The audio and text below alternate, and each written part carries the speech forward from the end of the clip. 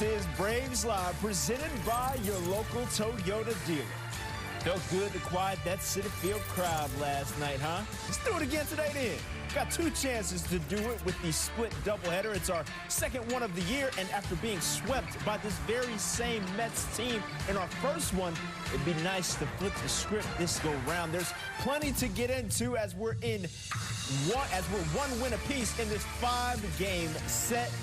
Go ahead and lock it in, baby. Trevor Scales, Nick Green back here with you in our Atlanta studios, and a massive win for this team last night, Nick, in Game 2, after you only get 4 2/3 from Ian Anderson, who had to battle to get there. I love the way the offense bounced back yesterday. I thought they were sluggish a little bit in Game 1. Yes, they did keep themselves in the ball game and gave themselves a chance to tie that game late on Thursday, but yesterday the offense busting out for 8 runs in the first 2 innings, that was huge to see, especially knowing how crazy that place was out in New York in Game 1. They quieted the crowd, as you said. Just a great offensive performance when you didn't have your best from Ian Anderson. So a great win in Game 2. Now today, focus on Game 1. Hard to sweep a doubleheader, but you want to give yourself a chance, and that's by winning Game 1 first. Look, they did it the first time. I don't see why we can't do it this go-round. Let's take an inside look, brought to you by the Toyota Tundra, at what lies ahead for today with the pitching matchups. We've got a new face working into the rotation officially in Jake Odorizzi. He'll face David Peterson for the Mets in Game 1 today. First pitch at 1:10 Eastern. The prime time tilt is the maximum matchup. Fried for the Bravos, Scherzer for the host team, 7:10 Eastern for that one. Great way to line things up for the penultimate game of the series. And for our Delta Ask the Analyst inquiry, we're talking about this doubleheader and how everybody approaches it involved. Nick, what sticks out in your memory about tackling a doubleheader? They aren't fun. You know, the day-night doubleheaders are crazy because you have so much time in between games. The 40 minutes in between games, a traditional doubleheader is what you want to play.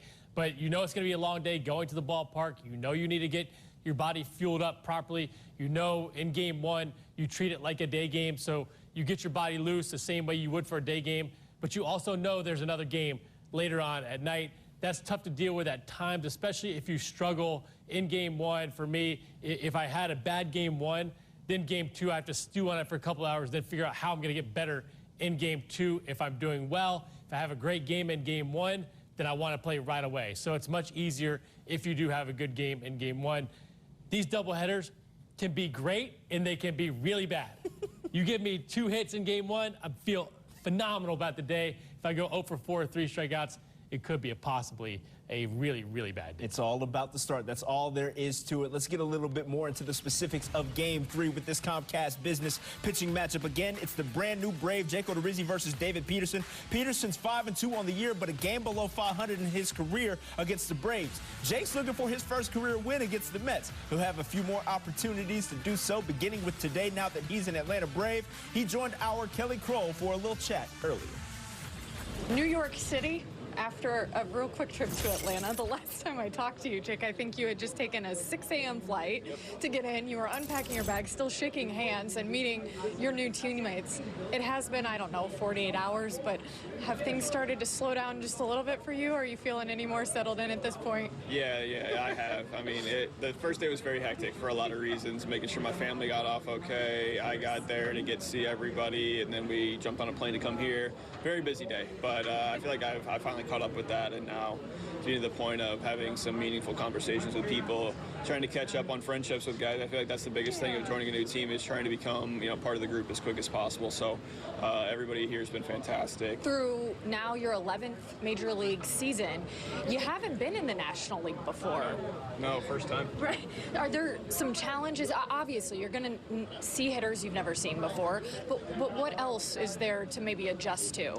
Stadiums, mounds usually have, those are small things to like the common fan, but each stadium has its nuances, the backdrops. If you're not familiar with stadiums, there's a comfort level of being in places where you pitched multiple times, and this mound's like this in this place, this mound's like this. So being out there, I think the last time I was here was 2019. So some of the guys that were on the team then are still on the team now, and some of the others or on teams from the American League that I'm familiar with. So seeing new teams is one thing, new leagues, but a lot of times at some point I probably faced a lot of these people just being around long enough, but it's been a year, 2 gap on seeing them. So it's important to know what they're doing now and staying focused on their approach and my approach of how I'd like to attack them. So there's little things like that that'll just come with time, but at the end of the day, it's however many outs we can get to keep our team in the game is really what it boils down to. You got to pitch and then figure out everything else as you go.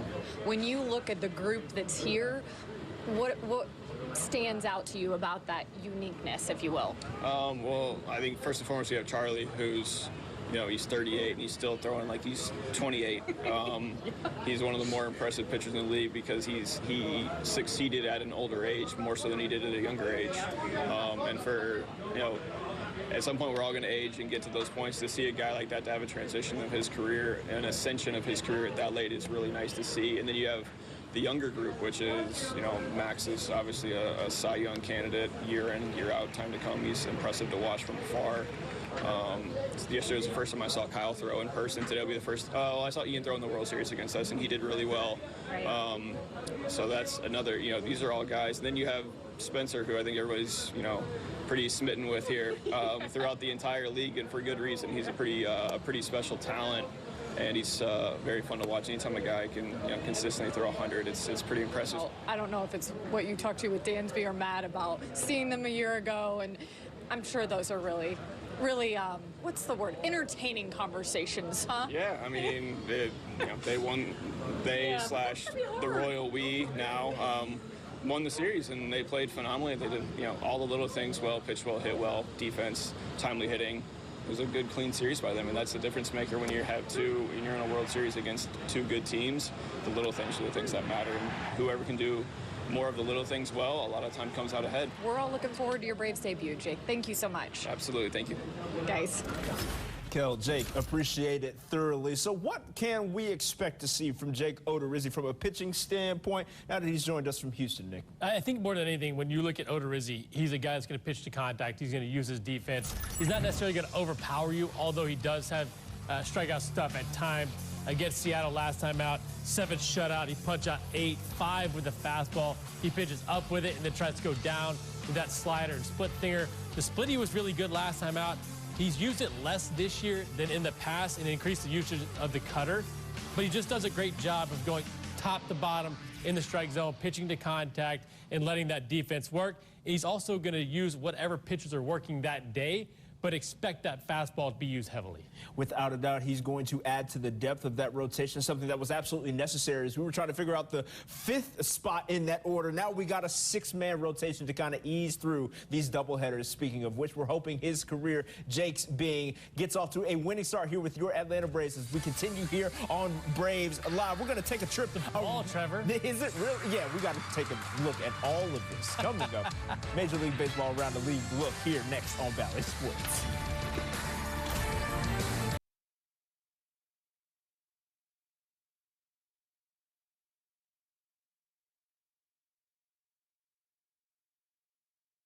It's presented by your local Toyota dealer.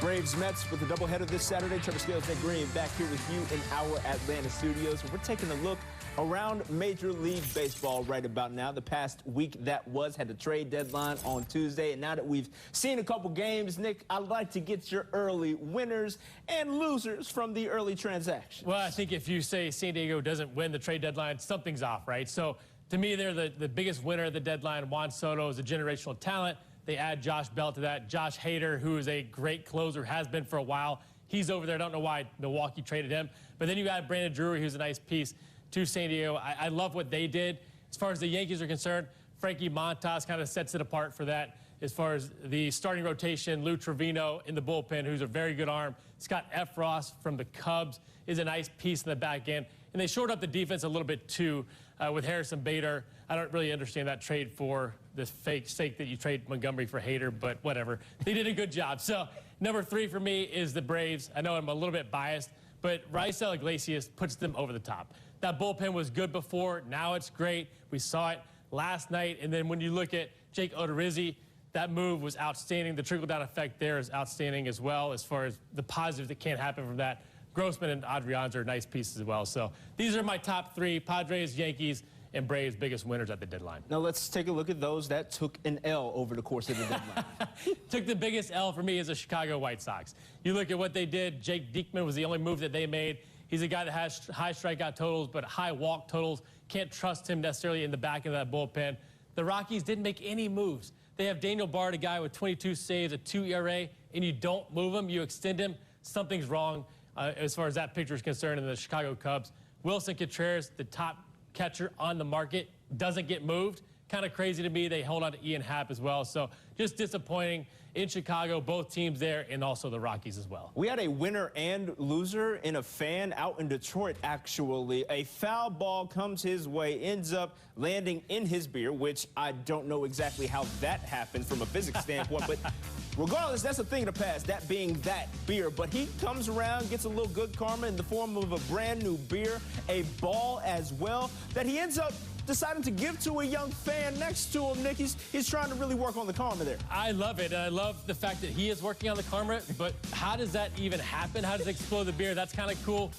Props to whoever gave him that beer, too. He definitely deserved it. Without a doubt. Noah Syndergaard not thinking that I would ever see him in Philly powder blue, but beyond that fact, he goes 5 innings, right? And four-run baseball, I should say, ends up getting the win out there in Washington after it gets rained out after 4.5 innings. But my question here, Nick, is that we dealt with in the 2020 and 2021 seasons 7-inning doubleheaders, some of which were no-hit bids. Shouts to you, Madison Bumgarner, but we are not awarding those complete games. However, this one gets considered a complete game. It's weird because you only pitch 5 innings rain delayed, so put an asterisk by it. That does not count as a complete game for me. When you look at Bumgarner, they didn't let him go deeper in the game. That was just part of the way they ran the season with the 7-inning doubleheaders. Well, that's a complete game in my book. I know Paul Bird would definitely argue the 5-inning complete game. He would take it all day long. Not for me. There's an asterisk there. To be clear, Paul, we are not haters. We just have questions about how all of that went down. In any case, lastly, we're going to head out to Dodger Stadium, where the life of Vin Scully was celebrated and commemorated in the first home game for the Dodgers since his tragic death. Scully was the voice of Dodger baseball for 67 years, and the fans and organization alike, Nick, gave him his flowers both literally and metaphorically. Yeah, this is incredible. And when you look at Vince Scully, the best to ever do it as far as the broadcaster is concerned, you honor his legacy. The Dodgers have done a great job of that. And all around baseball, credit to all the teams who have honored Vince Scully. Just a great legacy, a great man, a great broadcaster. As the commissioner said, he represented everything that was good about baseball. We got more game preview action for you coming up here on Braves Live. It's a doubleheader Saturday between the Mets and Braves. Braves looking to pick up another dub right here on Bally Sports.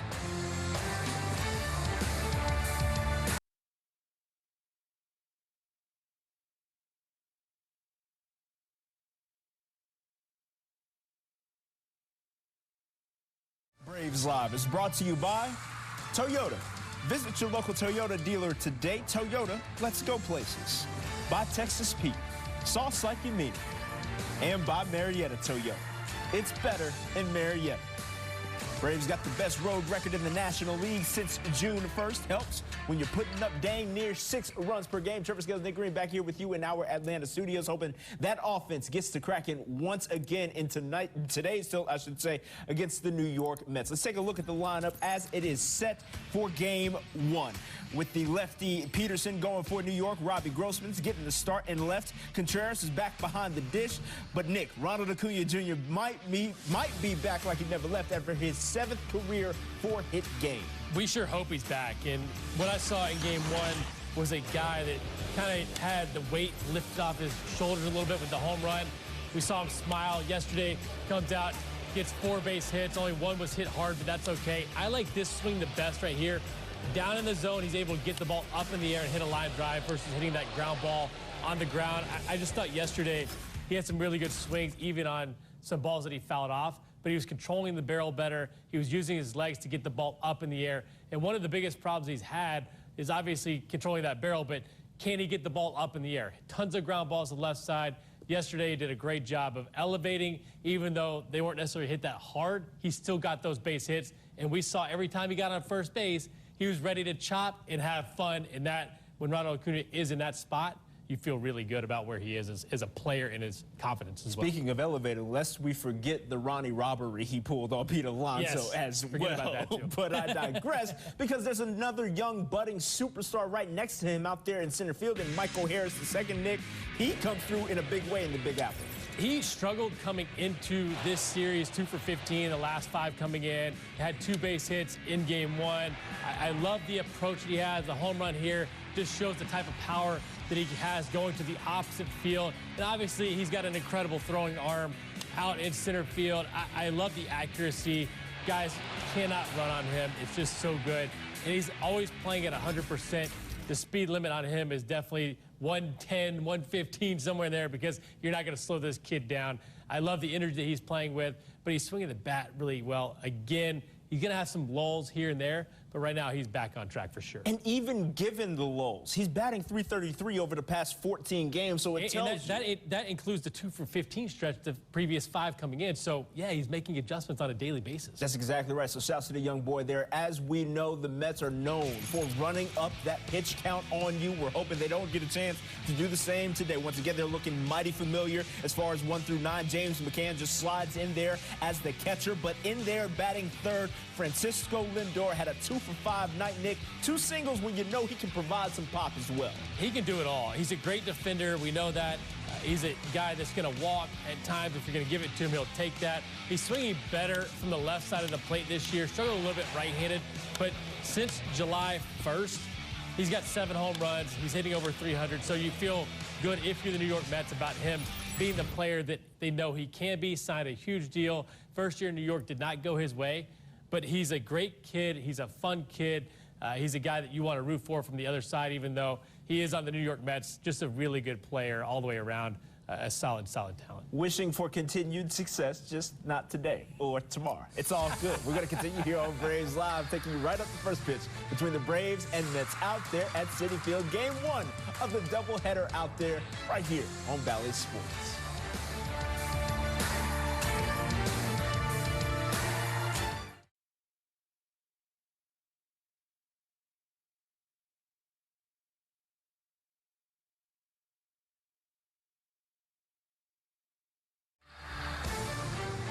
Braves Live is brought to you by your local Ford dealer, by Comcast Business, powering possibilities, and by Racetrack, whatever gets you going.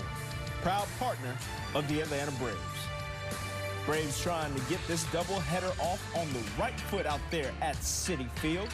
Jake Odorizzi getting his first start as an Atlanta Brave, Nick, and he's only played 2 games at Citi Field in his career. What's it going to take for him to get on the winning side of things? I think more than anything, it's about throwing strikes today. And when you look at facing a team that you don't typically face, you've got to be aggressive in that strike zone. Odorizzi's a guy that's going to throw a lot of strikes, and I'm excited to kind of see where he goes from here. Like you said, he pitches to contact, unafraid of it, and he's got the defense behind him to work alongside that. Trevor Scales, Nick Green back here with you in Atlanta. Let's go ahead and give the people what they want. Nick, your forward key to the game? They've got to lock in on that slider from David Peterson. He's done really well with it on the course of the season, did a great job against the Braves in the middle of July. He was fastball slider. If you see that slider knee high, you've got to lay off. You've got to try to get that ball up in the zone. Got a ton of chases, tons of whiffs with the slider last time out against the Braves. Hopefully they can find a little more offensive production early and late. We got late in game 1. We had it early in game 2, so let's spread it out over the course of all of game 3. Chip Carey, Jeff Francourt, Kelly Grohl on the call on the other side. With a new Toyota.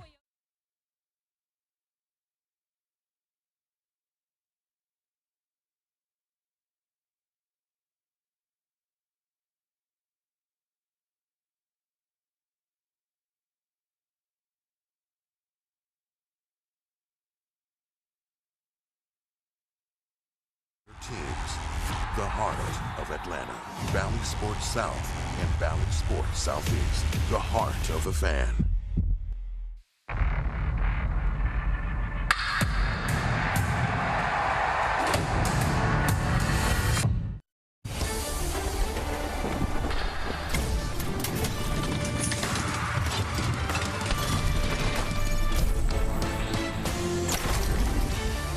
Champion Atlanta Braves baseball is once again brought to you by Truist. Our big series continues in New York. It's game 3 of a 5-game set and game 1 of a doubleheader. The Braves got a game back in the divisional race with a 9-6 win last night, so we start play 3.5 games behind the Mets in the National League Eastern standings. Hi again, everybody. Chip and Jeff, great to be back with you for Braves baseball. A super game last night. Atlanta's offense was outstanding, but more importantly, Jeff, Atlanta's defense from the outfield really saved the day for the Braves in game 2. Yeah, that great catch by Ronald Acuna in right field, and then Michael Harris making that beautiful throw to home plate to get that important out in the third. And right now, this outfield is really taking it to the next level. We're going to show you the numbers on why and how, and that's since June 1st. And no coincidence when Michael Harris came up and Ronald was able to move to right. This thing's really got going. They're one of the best offensively, but also defensively in all of baseball. So much speed. And now Rosario's starting to swing the batter. It's been a nice thing for this Atlanta team. And Ronald Acuna had a 4-hit game last night as well. That gets you excited. So does a man making his Braves debut. Jake Odorizzi has the ball in game 1. Yeah, look, all this guy did was throw 7 innings coming off his last start and threw well. For him, really, it was a numbers game in Houston. They did not felt like they had a place for him. So what happens? He comes to land, and you see his last 4 starts, he's been good. He's a veteran guy, Chip. He's going to pound the zone, and I can't wait to see him pitch today. So, Kelly, you had a chance to talk with Jake. I'm sure he's as excited as we are to get his Braves career started. Certainly. It's been quite a whirlwind, about 72 hours since he took that 6 a.m. flight from Houston to get to Atlanta, start meeting his new teammates, get adjusted a little bit. But as you heard Frenchie mention, this guy's been doing this for a while. In the midst of his 11th big league season, this is his first time in the National League, but has some familiarity seeing the Mets earlier this year in Houston. He said he actually pitched here in 2019, but overall just very excited to be making his Braves debut and has used the last 3 days to get acclimated as quickly as possible. Just getting to know everybody else, talking with, with Danson, Oli, the guys I played against before, where you feel like you kind of know them a little bit, but trying to establish those relationships, and then everybody in the rotation as well, too. I think everybody has their own niche, their own groups of, your guys are this, and I've really started to, hang out well with the rotation mates, have those conversations, get to know those guys, and, just try to be as good of a teammate as I can. So a lot of conversations with Cranny. You think of Sal Fasano and the catching staff, all of that, and going into this afternoon, looking forward to continuing that learning curve here with this team. But guys, you think about it, been on a World Series team, an all-star, pretty big luxury for Snit to have this guy with these doubleheaders coming up, an experienced starter to plug into the mix. All right, Kelly, looking forward to seeing Jake Odorizzi go. Offense the story in the first 2 games of this series, 3 games in 30 hours. Pitching will be the story. We will have more from Citi Field as we get our doubleheader started. It's the Braves, it's the Mets, the series even at a game apiece with 3 to play here in the Big Apple.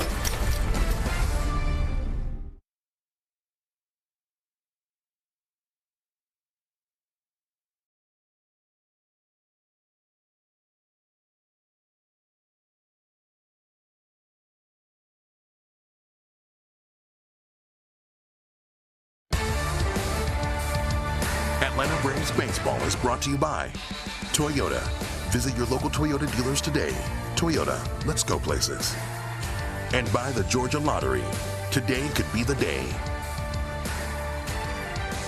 It is an absolutely beautiful day in New York. It is a great day for a doubleheader as the Braves and Mets have split the first 2 games of this 5-game series. We've got 3 games in the next 30 hours. We told you about Jake Odorizzi making his Braves debut against David Peterson. The nightcap, Max Fried and Max Scherzer. 2 aces get after it. And then tomorrow, the Flamethrowers, Spencer Strider and Jacob deGrom. Can't wait to get our doubleheader started. It's the Braves, it's the Mets. The race in the East is tightening. We've had a lot of fun so far. Double the pleasure in New York. It's coming your way next. Braves and Mets lineups and first pitch.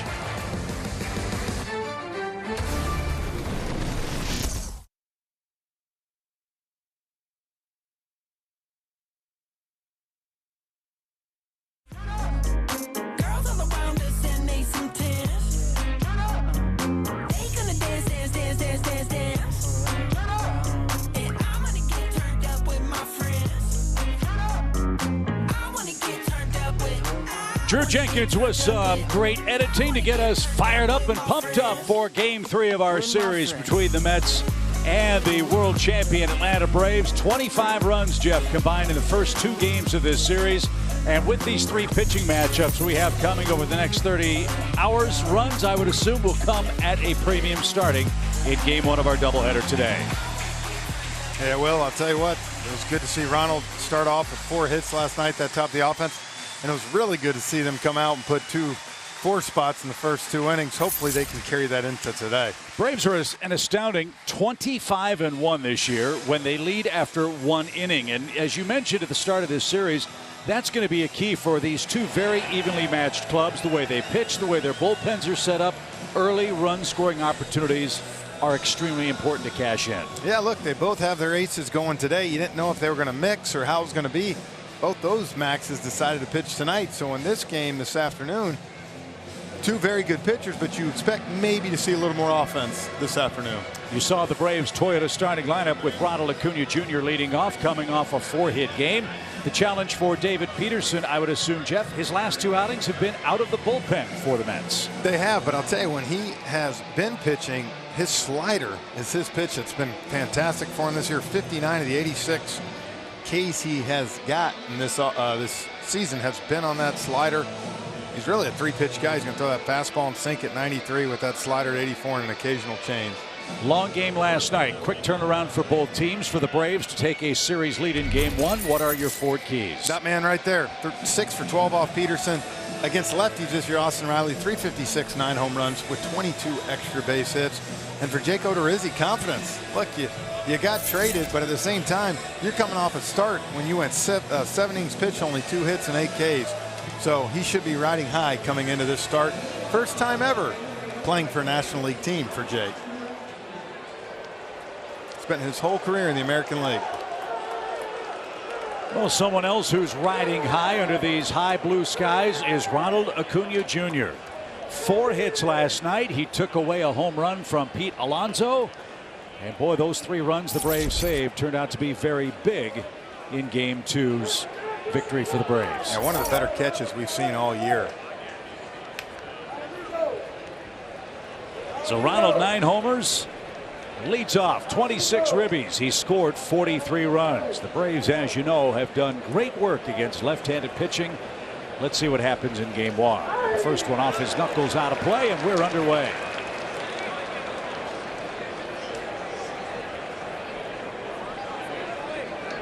Low 80s weather in New York. Very comfortable start to our doubleheader. As Acuna, Swanson, and Riley facing David Peterson. And in for a strike, says Jeff Nelson. He has the plate here in game 1.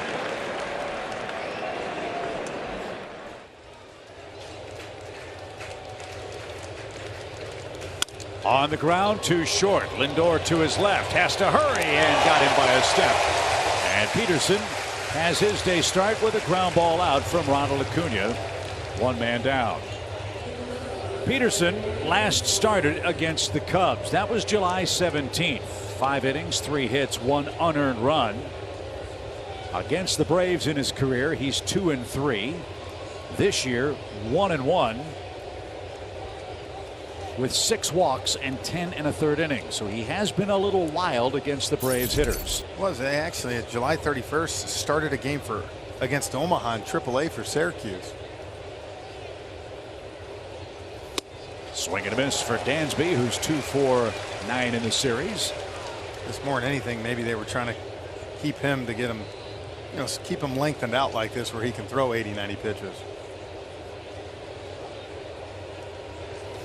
One thing we remember about Peterson, 1, he throws hard. 2, he's got a very good slider. And number 3, he works fast. He does not waste time between pitches. As he glares in for a 1-1 pitch to the Braves shortstop.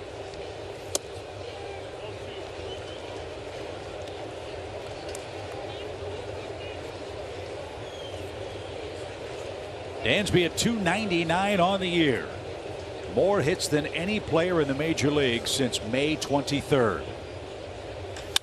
And he smokes that to center, but right at Nimmo. Dansby barrels a ball, goes unrewarded. 2 up, 2 down. And here is one of Jeff's key players for the Braves, Austin Riley.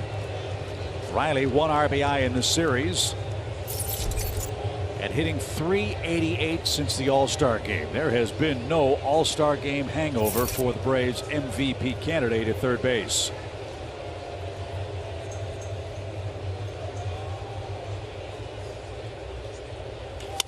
Line drive into left field, jumped on the first pitch, and Austin Riley has a 2-out single. So he's 7 for 13 against Peterson, and an encouraging start for Riley's day today. Yeah, good job by him. Dansby too, the one before, smoked that ball to center field, so you like to see the righties getting on it. That was 96 in. That's the thing for these hitters right now. You want to hunt that fastball of Peterson. It's good, it's got good velocity, but his slider has been his best pitch. You don't want to get to 2 strikes and see that. Matt Olson, 2 career hits against Peterson. Both of them are homers. And that has been Matt Olson's calling card, Jeff, as you know, throughout his big league career. He can hit lefties and he can hit them with power. Yeah, he can hit the long ball against them.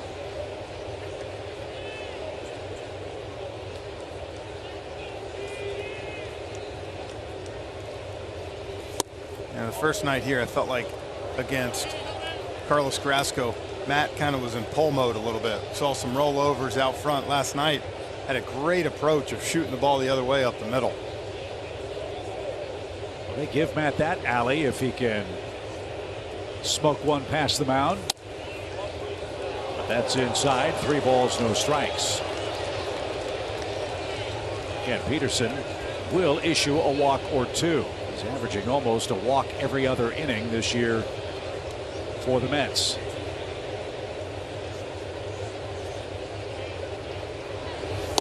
Made him throw a strike. All bets off now. It's a 3-1 count.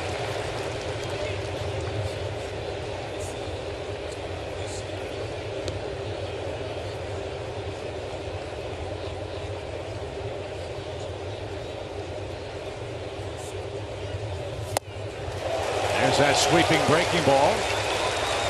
And so Riley at first with 2 outs will get a head start on a 3-2 pitch. After 4 fastballs through the good slider there to Olson. Now set your sights back up the middle and stay on it.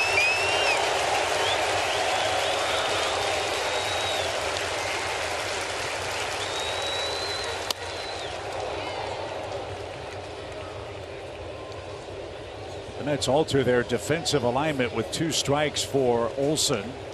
Luis Guillorme is playing where the shortstop normally would. So that has a lot of room between Guillorme and the third base line if he's late. Again, the 3-2 pitch. Peterson ready. Here it comes. And no swing. Ball 4. 2 on, 2 out. So there's the walk. Olson leads the Braves in bases on balls. The inning continues, and Travis d'Arnaud is coming up. A good job laying off this slider here. Close. Now something to pay attention to. d'Arnaud loves going on the first pitch. See if Peterson gives him that fastball or if he tries to throw him a slider. This would be a good time for Travis's first career hit against Peterson. Braves have been so good all year long with 2-out run scoring chances.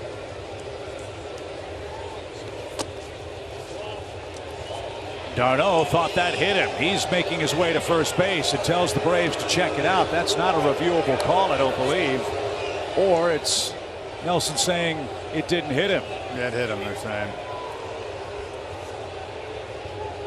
So Jeff Nelson's going to talk things over with Stu Shorewater, the third base on. No big right pitch. Atlanta is challenging the call. And I beg your pardon, it is a reviewable call. My mistake. Did it clip him?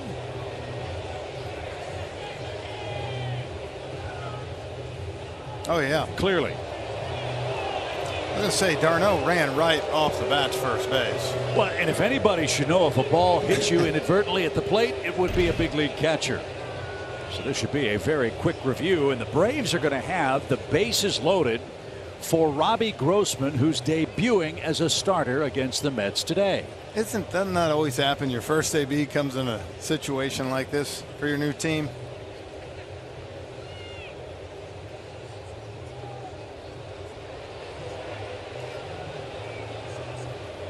don't know what's taking so long for this.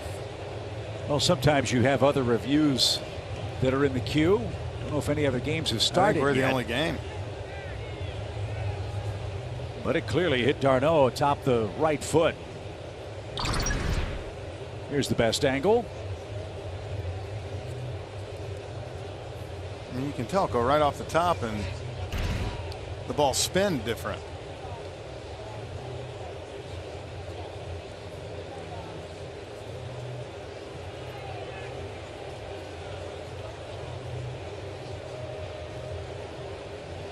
And finally, Peterson's going to start to play catch after the delay continues here in the top of the first. After review, the call is overturned. The batter was hit by the pitch. Atlanta will retain its challenge. So the Braves rightly challenge. Single, walk, hit by pitch. And the bases are loaded for Grossman, whose first swing as a Brave, you recall, turned into a double off the right field wall at Truist Park. Wouldn't that be a nice result here in New York? God, you love that one here. First start for him today.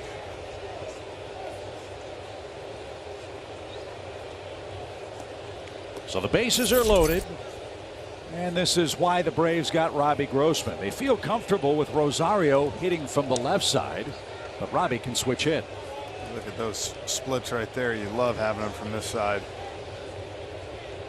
Swing and a shot caught on a line by Lindor.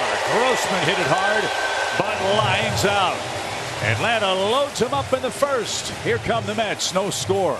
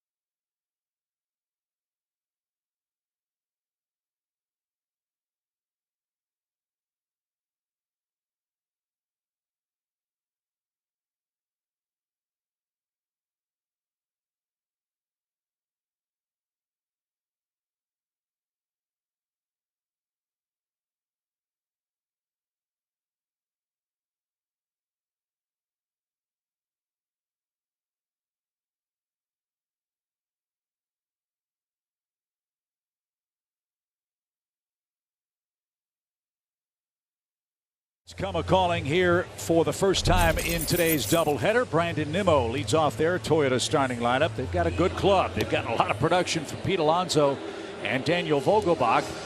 But the exciting news for Braves country, Jake Odorizzi, your former teammate, will make his Atlanta debut in Game 1 today. Like you said, first time pitching in the National League for a National League team, but you see one of his main pitches, that fastball, but he likes that cutter off it. It's not going to overpower you, 92, but likes to throw strikes and work quick. And he's got the changeup slider. Coming off a great outing. Like I said, his last outing as an Astros, 7 innings, 2 hits with 8 Ks against Seattle Mariners. The hard hit rates and the exit velocity rates for Odorizzi all at career bests for him. And as you mentioned, coming off that super start against the Mariners, perhaps Atlanta's getting him at the right time as he faces the New York Mets for the first time as a National League pitcher. And the first one is upstairs. Ball 1. What does Odorizzi feature? What can we look for from him today? Again, I told you he's not going to overpower you. 92, 93 with that fastball, but he likes to throws a lot of pitches. He's got the cutter, the change, the slider, and he'll throw occasional curveball too.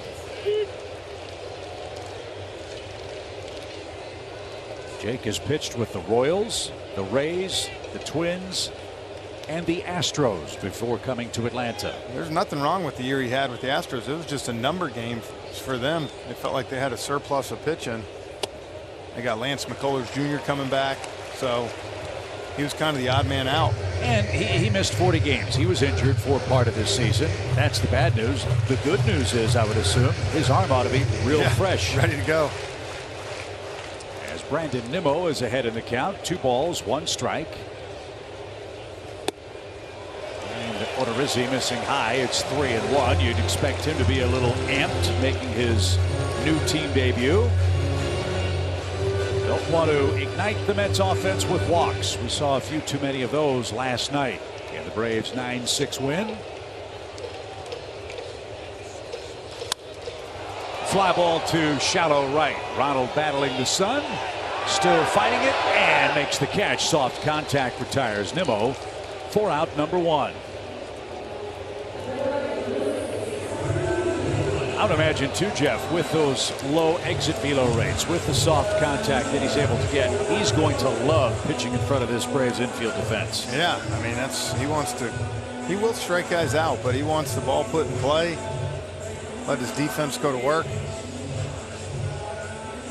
So I thought it was a great pickup for this Braves team. Again, with Strider, at some point you wonder, innings, does, he get a skip a start somewhere along the way? Great piece to have. Big breaking ball floats in at 71 miles an hour. Marte wasn't expecting that. He's hitting .298 on the year. He's a little bit like a Zach Greinke in the fact, now when you watch, Greinke used to throw 95, 96, but that slow curve you see just get over. He's, like I said, he's just trying to trick you a little bit. The Braves shade Marte toward right center with Michael Harris in the outfield. The pitch tipped and caught. It's 1-2. Odorizzi 72-66 for his career, a sub-4 ERA, as Jeff said. Lifetime in the American League, which had the designated hitter. That's impressive in and of itself. And Marte hit on the hand. That ball was buzzing in at the bat handle, and Marte fortunate to escape injury. That ball was coming to eat.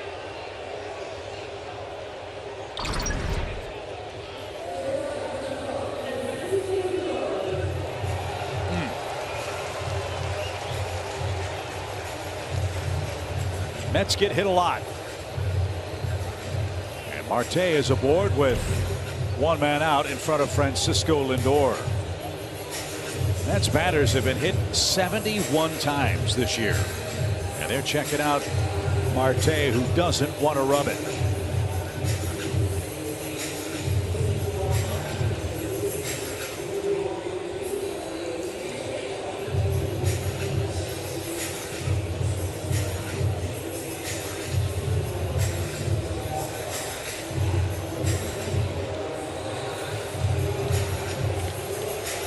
So 71 hit batsman for Buck Showalter's ball club.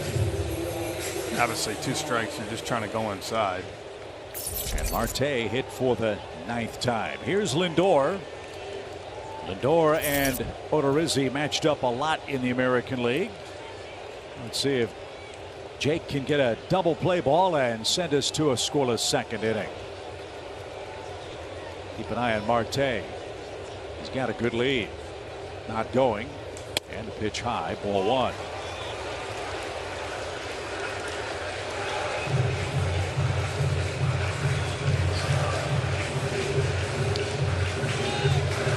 Good numbers head to head for Lindor against Odorizzi. He's 2 for 7 in this series so far in New York.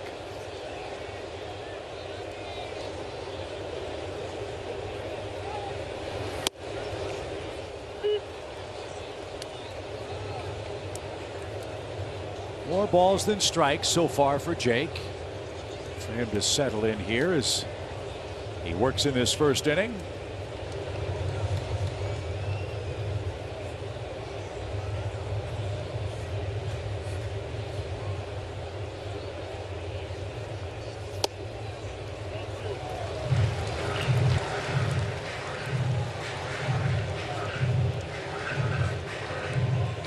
I would assume, Jeff, no matter how long you've played in the major leagues, your first game with a good team, you can't help but feel like the new guy, even if you've been around as long as Jake Odorizzi has. Well, you want a good first impression, right? Of course. That's a little squibber. Broken bat. Riley can't make the play. Everybody's safe. Another infield hit for the Mets, who lead the major leagues in that category. That's a bad luck. Lindor hit it right off the end, broke his bat, and is aboard with one out.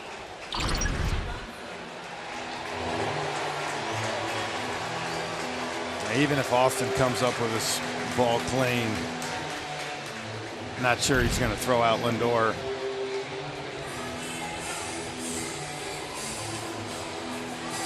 Pete Alonso has 3 RBIs in the series.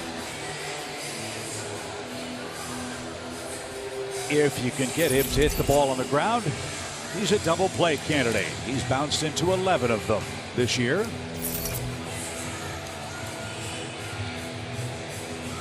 Last night in the first inning, Ronald Acuna Jr. took away a potential 2-run homer.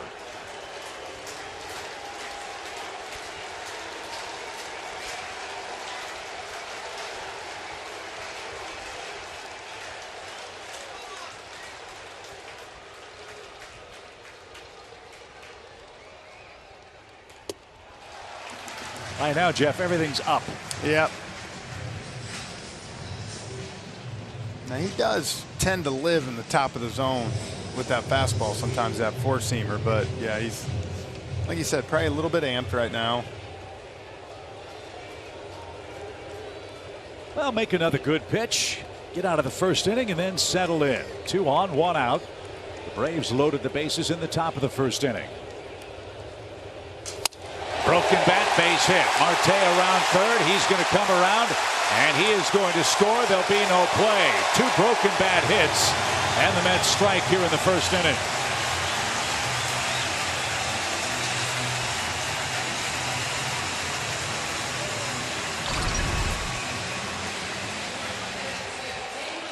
See, there's that cutter. Does exactly what he wants. Gets weak contact again. What are you going to do? So the hit batsman with a couple of strikes comes back to hurt us. And now Daniel Vogelbach is the batter. He's the Mets designated hitter. And Jeff, it hasn't taken long for this guy to achieve cult hero status with the Mets. 2 doubles, 2 homers, and a .313 average since the Mets acquired him.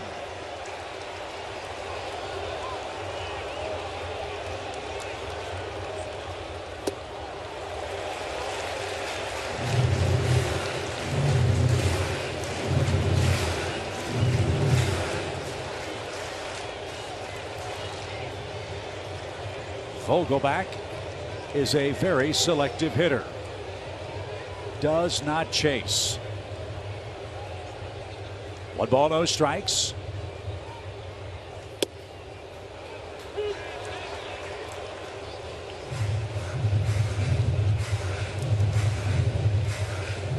Vogelbach hit a home run here on Thursday. He and Pete Alonso went back-to-back. Last night, he was 0 for 2.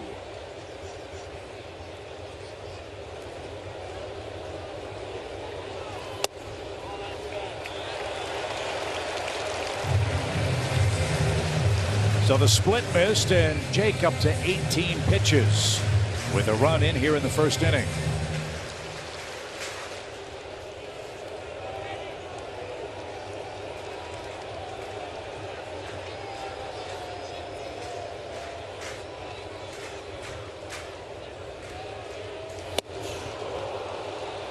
That's usually the one spot you can kind of get him to swing and miss. A fastball running away. We saw Ian Anderson do that to him last night, and then came back with a good changeup low and away and got him to swing and miss. See if Jake tries to repeat that.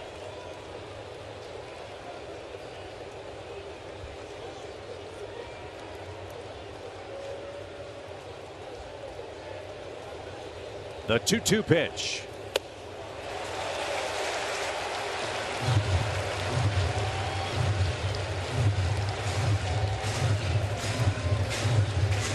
Jeff McNeil waits on deck. He's been the hottest Mets hitter.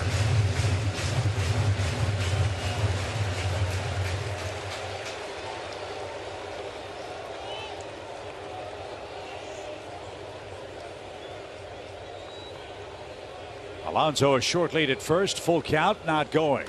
And the pitch line near right field, a base hit. 2-0 your score. Alonso around second, on his way to third. Vogelbach picks up his 40th RBI.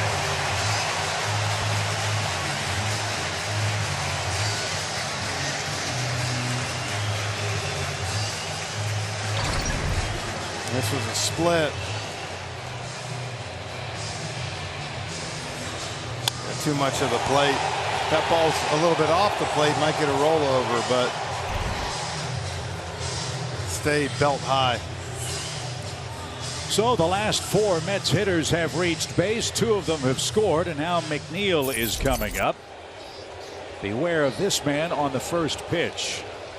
Almost half of his career homers have come on the first pitch of a sequence. And especially with the guy at third and less than 2 outs, he's trying to look for early contact, something he can put in the air to the outfield.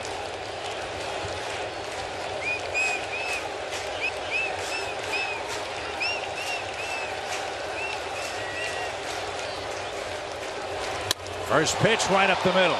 Race to the bag for one. Throw to first in time. And the double play will retire the side. The Mets score 2 in the first. We go to the second.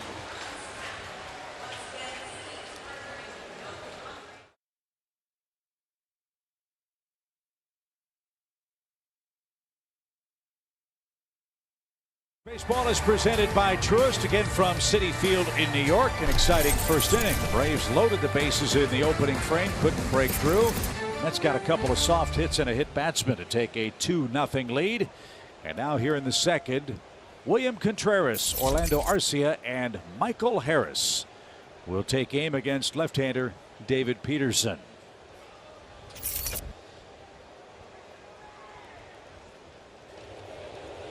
William hit a home run in the 9th inning last night. And it's taken low. Ball 1. So Contreras 14 homers, 27 driven in. What a job by the Braves catching core offensively. He and Darno have been awesome. The Atlanta catchers lead the big leagues in homers and RBIs here in 2022.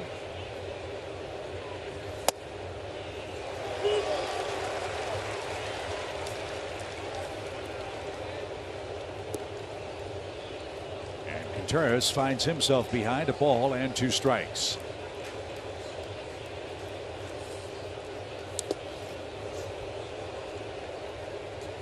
Here's what William did last night. Hit his 6th opposite field home run of the year out of the 14. And that Braves bullpen.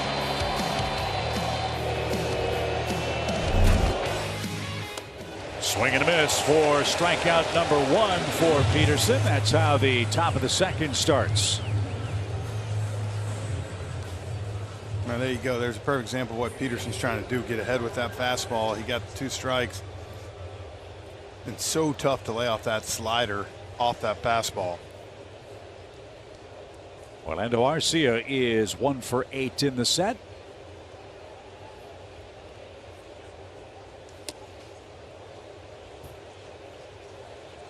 Right now, Peterson has been effectively wild here in his first inning and a third.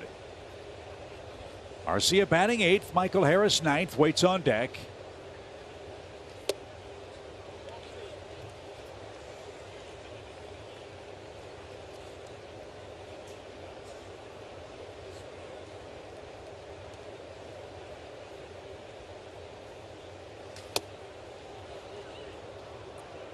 He'll walk you if you let him. 3-0. He's already issued 1 walk and has hit a batter.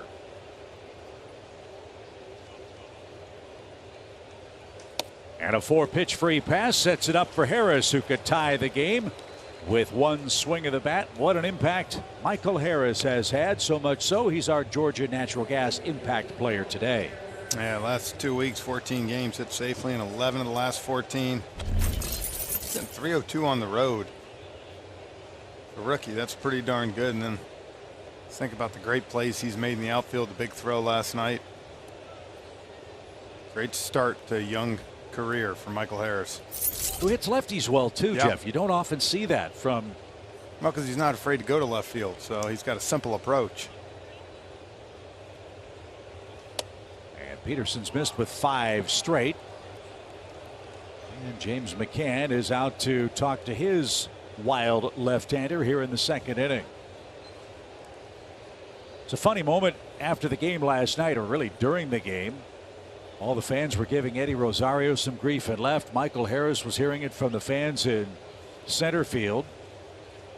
And as they went out defensively, the fans were still giving him the old New York welcome.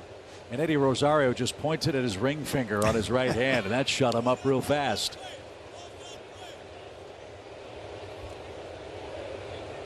C.B. Buckner saying the ball was not in play yet. But it is now with a 1-0 count. Tying run at the plate. We're in the second inning. The 1-0 pitch.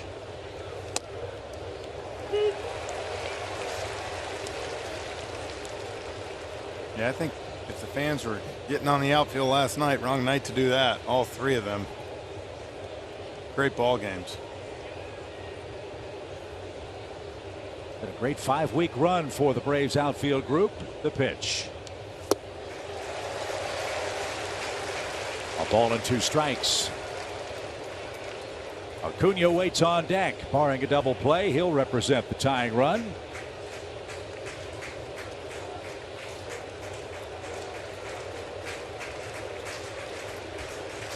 Peterson will throw over.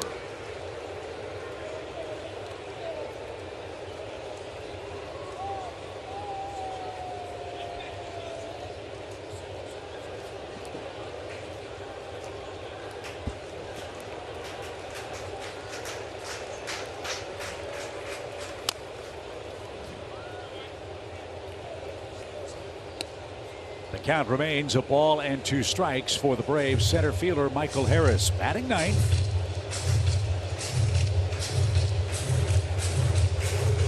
.30 pitches already for the lanky Mets left-hander.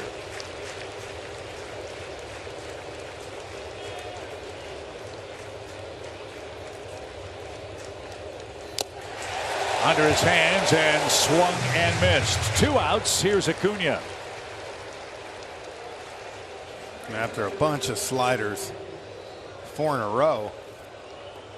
First fastball he saw at 95 and just kind of beat him to the spot.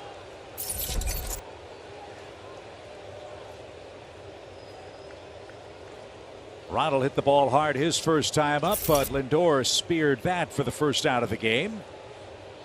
5 hits in the last 2 games for Acuna. 4 of them came last night. He also snapped an 18-game homerless streak in game 1 of the series.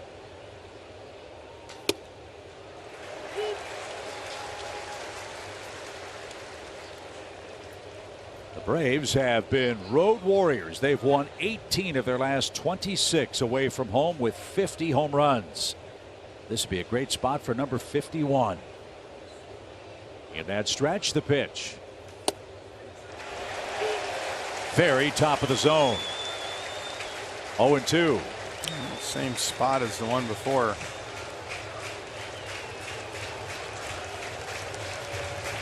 Well, you've got to be on alert that that's in play behind the plate.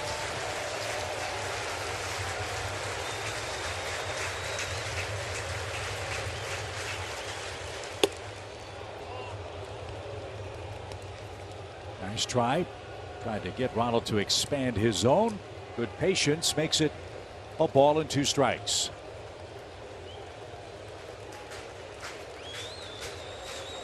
Outfield straight away and very deep. The pitch. Way outside. Nice stab by McCann.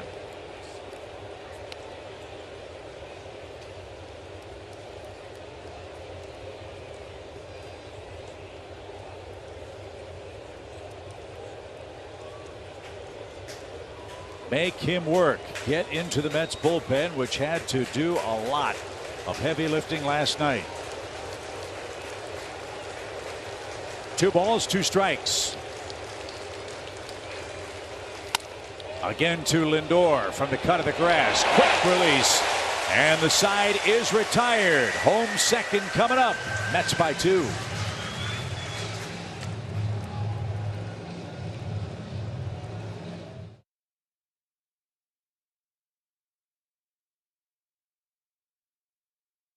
Monday, August 15th. It's a 4-game series, and it's Charlie Morton bobblehead presented by Napa Auto Parts. That giveaway to the first 15,000 fans at Truist Park. You want to add Charlie's bobblehead to your great Braves bobblehead collection? Get your tickets now, Braves.com/promos. After this series, Braves will have 7 games left with New York head-to-head. All of them will be played in Atlanta. Yep, 4 next week. And then the final 3 home games of the year of regular season play. All right, Odorizzi through the first inning. Some bad luck for him, Jeff. What do you look for him to do here in the second? That right there. Just come out, throw strikes. You only gave up 1 hard hit to Vogelbach. Other than that, it's a couple bad breaks. Braves have already in the first 2 innings shown they've had a couple chances, so you feel that at some point that offense will break through. They've already gone through the lineup the first time against Peterson. As Odorizzi gets a foul ball off the bat of Tyler Naquin, who's been a nice addition for the Mets. 1 double, 1 triple, 2 homers since he came over at the deadline. He and Mark Canha, the left field combination for New York. And Naquin, 3 hits in this series. 2 of them have left the ballpark.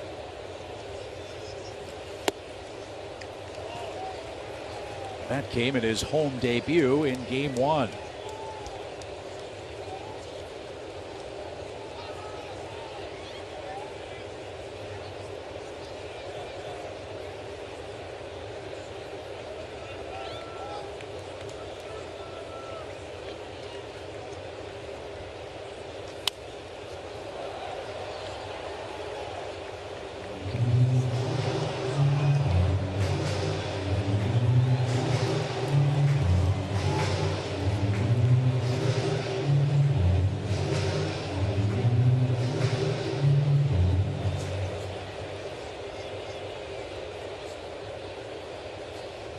Nobody on or out for Tyler Naquin in the New York second. Right into the shift. Dansby with a sure 2-handed grab. Ground ball out. 1 man down for Luis Guillorme. Pitch before, cutter up and in on him, and then came back with a nice split. An easy ground ball. Guillorme having a nice year for the Mets, hitting .285, 2 homers and 13 driven in. He scored 28 runs. With J.D. Davis traded away to the Giants, and with Escobar kind of hot and cold at the plate, Guillorme's getting a chance to play. He's going to be their third baseman right now when they're facing right-handed pitchers. Figure tonight to see a whole different lineup for the Mets in the nightcap against the lefty. See Canha in there, rough. Escobar. Imagine Nito will catch the night game. Another great pitching matchup. Max Fried and Max Scherzer. Yeah. First pitch at 7:10 Eastern time. That'll be the second of 3 games in 30 hours here in New York. This doubleheader today necessitated by the week-long delay of the Major League Baseball season while the labor negotiations were playing out. Well, doesn't that seem like 3 lifetimes ago? Yeah, right. 0-2 pitch. And we'll have another doubleheader a week from today down in Miami. Down at the fish tank. It is like your old reunion tour. Former Met, former Marlin. Yep. Sure they'll have a tribute video down there too. No balls, 2 strikes. And that's in the dirt.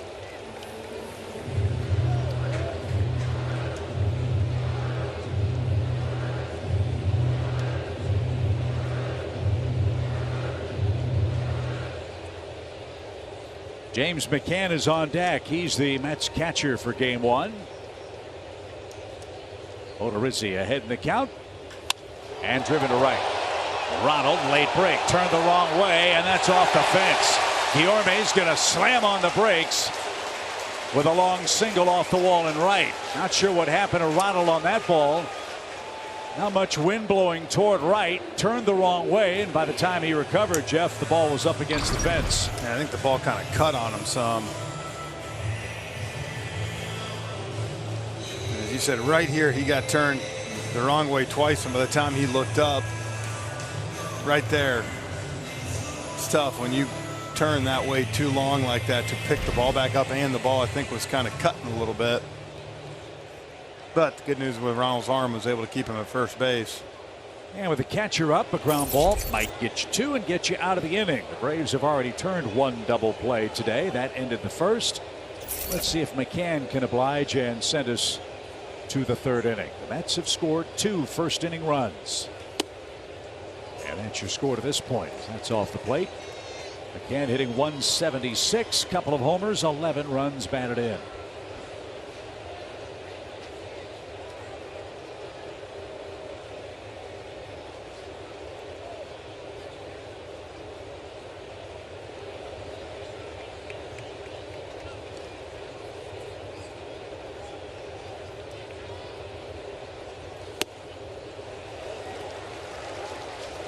As you said, Jeff, he will pitch up in the zone. He's been higher than up at times.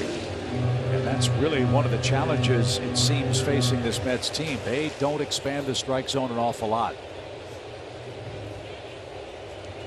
A disciplined bunch as the wind picks up and starts blowing toward left center field here. 3-0.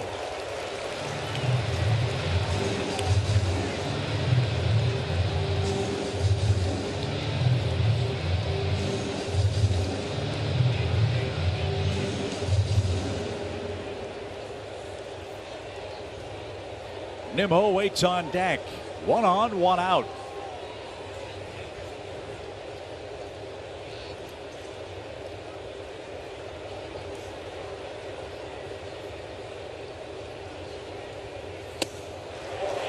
A 4-pitch walk and a new set of strikes for the Mets leadoff hitter.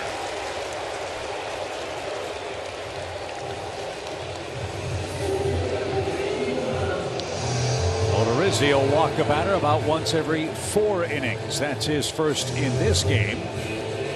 And now we go to Nimmo, who flied out to right his first time up.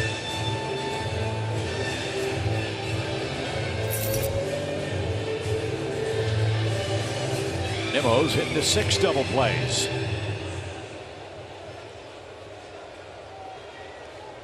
Including one here on Thursday night.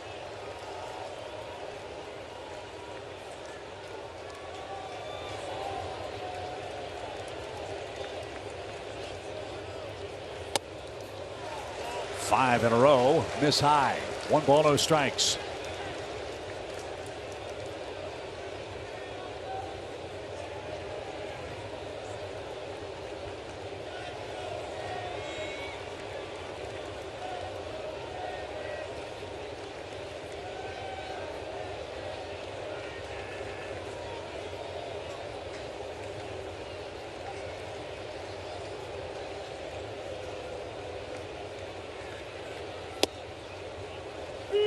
That was a good split.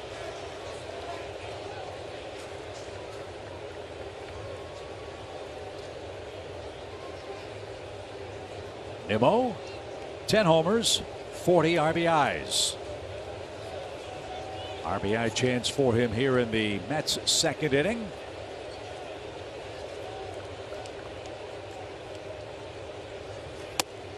There you go. Shaved off the inside corner. Good pitch.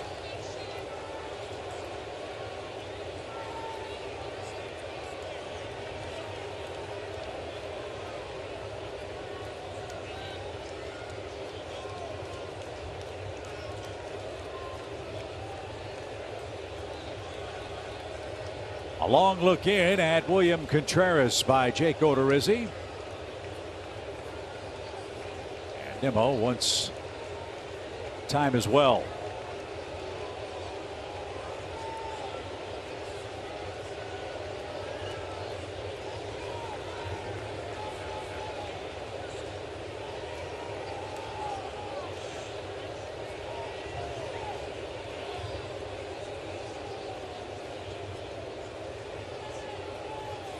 Swing and a miss. Big strikeout. Nimmo expanded his zone.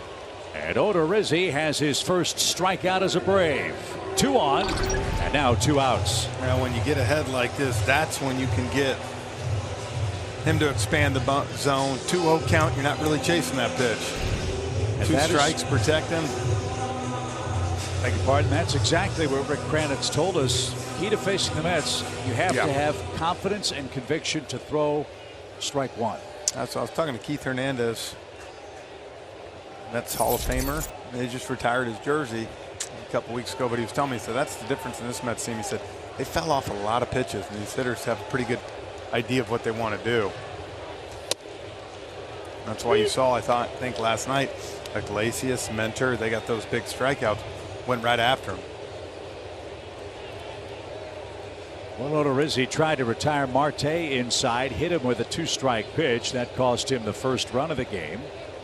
He was singled home by Pete Alonso. 2 on, 2 out now for the Mets right fielder. And it's an even count. Talk about a crash course for Odorizzi. Also a crash course for Contreras, who's got to catch him on the fly in his Atlanta debut. He's learning, as we are, about the veteran right-hander who's an out away from sending us to inning number 3.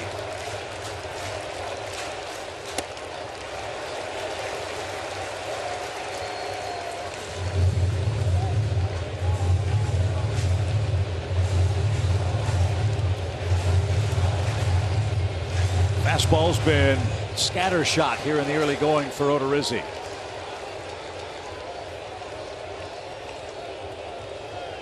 Two balls and a strike for Starling Marte.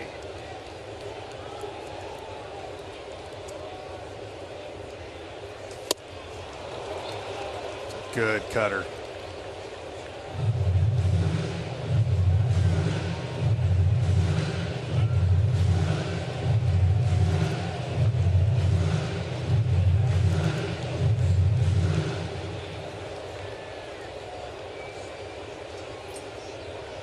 So a big pitch. You'd like action right here. 2 balls, 2 strikes.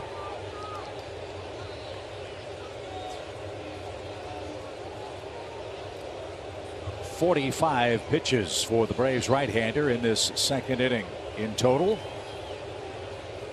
He's had traffic all afternoon long so far. He comes set, and the 2-2. To right. Ronald is coming on. He can't get there. It's high off the netting. And Marte gets another swing. You know, sometimes this park you see that ball kind of come back. That one just kept floating that way. I thought Ronald was going to have a chance at that ball. Yeah, the flags are showing the wind blowing toward left or left center. But you're right, that had a healthy slice to it off the bat of the Mets right-hand hitter.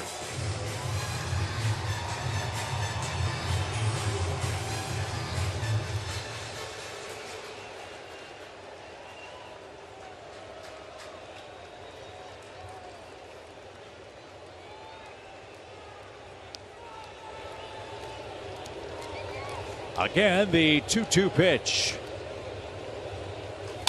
Up the middle. Arcia is there. He'll step on the bag, and that will retire the side. Odorizzi strands a pair of Mets. 2, 3, and 4 coming up for the Braves. It's their second look at David Peterson. We've got a 2-0 game in New York.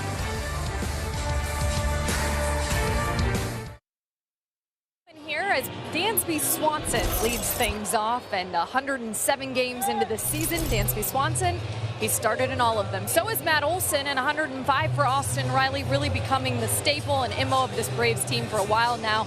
You show up, you play every day, but to be productive in these dog days, you think, and still be at your best in October takes experience, trial and error. And in talking to Dansby Swanson about it, he says over the last few years, guys, he's learned when to tailor back the routine, right? Take fewer swings, how to let your body recover. What do you add to your diet? What do you take away from your diet? And I know you'll appreciate this, Frenchie.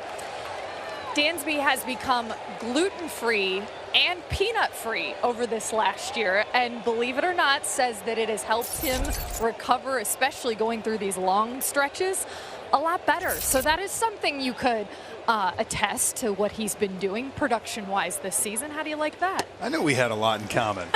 Both of us gluten-free. Sure. Was that pizza you ate the other night gluten-free? It was. It so was. The cheesesteaks, they have a lot of that everything. here in New York. Uh-huh.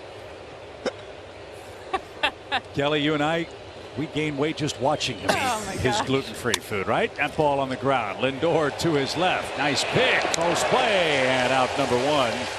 Starts the Atlanta third. Look, I think August in Atlanta is so tough to play. The heat, every single day. Obviously, it's hot up here right now, but I think that's the big thing. As you get older, you realize, when you need a break, when you don't. I saw Dansby the other day. He only hit 12 balls in the cages. Got 2 or 3 quick rounds in. Felt good. I'm done. And that's all those guys need. If you're going to play every day like that, you have to find a way to take care of yourself. Austin Riley's the hitter. He has the lone Atlanta hit. But I think Kelly's point is interesting to note in this way, Jeff, that the advances in sports nutrition, the advances in how the players do take care of their bodies off the field, not just the physical part, but how they fuel and rehydrate. When did that start to come in your career? Did you see that starting to creep into the sport at the tail end for you? Towards the end, yeah, for sure. It started to become more prevalent. You saw guys taking it a little more serious. Braves right now are making Lindor very busy. Another ground ball to the shortstop. 2 up, 2 down. There's got to be a balance with it, but I also think, for a lot of these guys on this team, we saw last year the whole infield, everybody play over 155 games. Obviously, Ozzie got injured, but on pace to do it for the other 3. So you have to take care of yourself. Get your sleep, get your rest, stay hydrated. Words to live by in the big leagues. Here's Matt Olson. 2 outs, bases clear. And he swings the first one and rifles that at Marte. And it's a quick 1-2-3 inning for the Mets left-hander.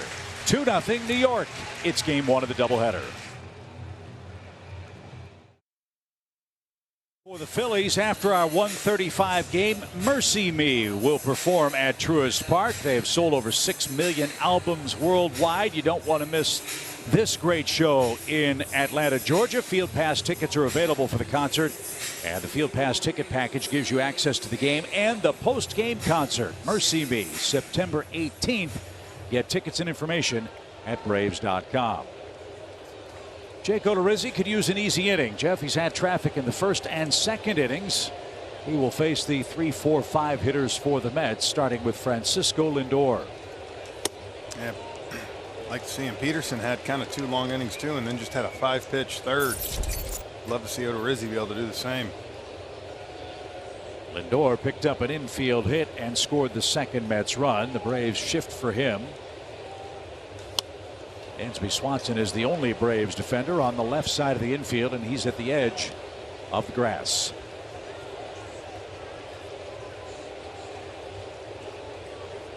Much better year for Lindor in New York this season as opposed to last. 19 homers, 74 RBIs, hitting .264.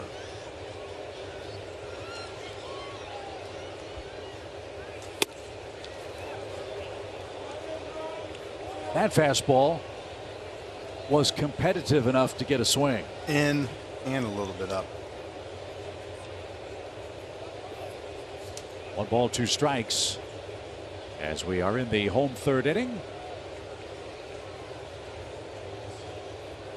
We were talking between innings about the challenge that the Braves battery has. Look, you've got a new starting pitcher And he's coming over from the American League, pitching against the Mets, a team, Jeff, he hardly has ever seen. And now with a new catcher, what is the challenge for Odorizzi in that regard? It's just trying to get on a rhythm. You know, a veteran guy like that trying to, and they'll eventually figure it out. It'd be no different even, I'll be honest, if Darno was back there, it'd be tough right now. A 2-strike hit for Lindor. Acuna cuts it off. Beautiful play, long single. So Lindor is 2 for 2, and the Mets have a third-inning threat.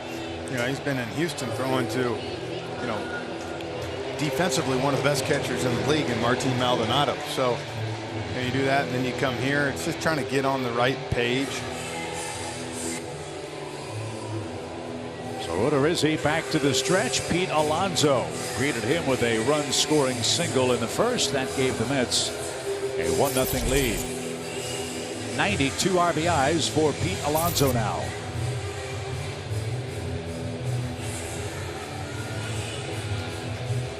So Kelly, are Jeff and I on the right track with regards to the challenge that Odorizzi has above and beyond the first place Mets today? Yeah, certainly. And one of the first things he did, I mean, that day he arrived in Atlanta, what was it, guys? Wednesday morning, the day game before we left town, he threw a bullpen with Cranny. He actually had Max Fried come out as well because he says, you know, having the guys who've been here and the pitchers who know what this team is doing and they're in those meetings with the catchers and everything every day, he goes, they can kind of pick things out. I sort of tell them my tendencies. They can help me get back on track when things get out of whack a little bit.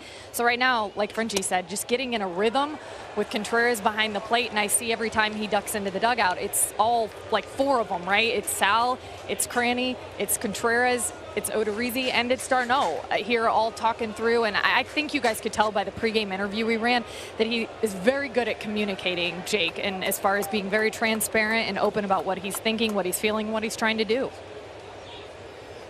1 ball, no strikes, Kelly, to Pete Alonso. They chase Lindor. Yeah, because we saw, I kept a close eye. Obviously, Kelly's right down there, can see it better than we can, but from here I could see everybody kind of converge at once. You know, I figure that's the thing, trying to figure out, getting on the same page. Might take a start or two. Got it, like you said, you got another doubleheader next Saturday, so you're gonna need another starter. So 1 ball, no strikes.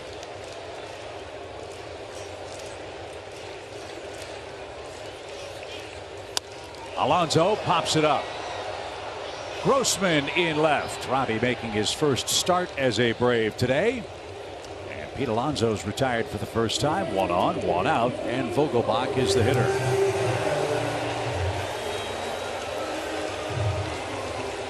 If you missed the quote from Vogelbach last night, it's worth repeating. It was one of the best we've heard in a long time.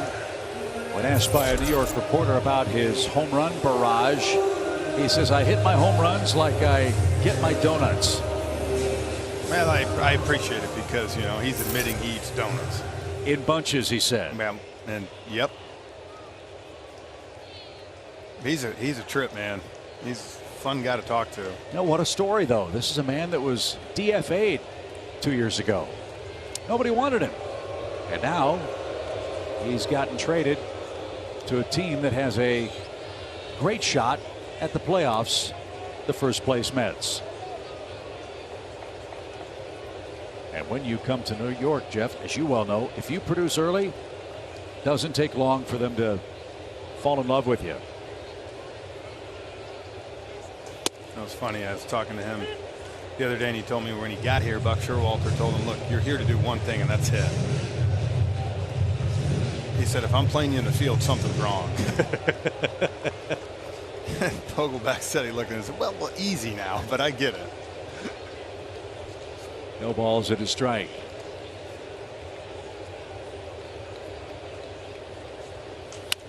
Lifted out of play to the left side. You touched on it the other day at the start of this series, how evenly matched these two teams are. I mean, excellent pitching staffs, terrific defenses, potent offenses.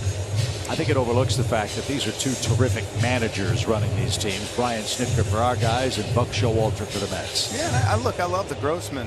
We saw those splits for him versus lefties. You can get a guy that can hammer lefties, and he's a great guy to put in there, give Rosario a blow. The majority of guys you're facing is right-handed pitching, so.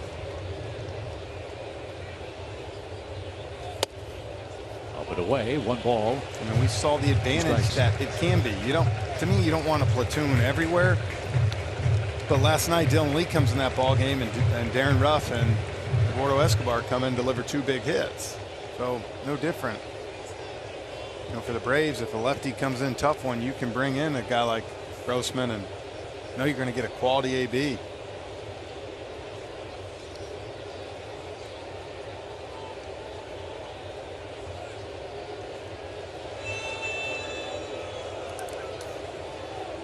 Odorizzi 5 out of 13 in first pitch strikes in his Braves debut today. Mets have 2 first inning runs. And here's an example of what we were talking about a moment ago. Contreras and Odorizzi having trouble getting together with this 1-2 count. Well, and let me take it one step farther. Odorizzi's a guy that throws 5-6 pitches. So Contreras, you can do all the prep, all the talk you want with him, but now you get out there, you're seeing how guys are swinging, and it's tough for him to call a game not knowing exactly, what Odorizzi feels comfortable with. Like I said, you got a guy that, like Peterson, for instance, for the most part, he's fastball, slider. So Odorizzi, on the other hand, he's going to throw 5 pitches.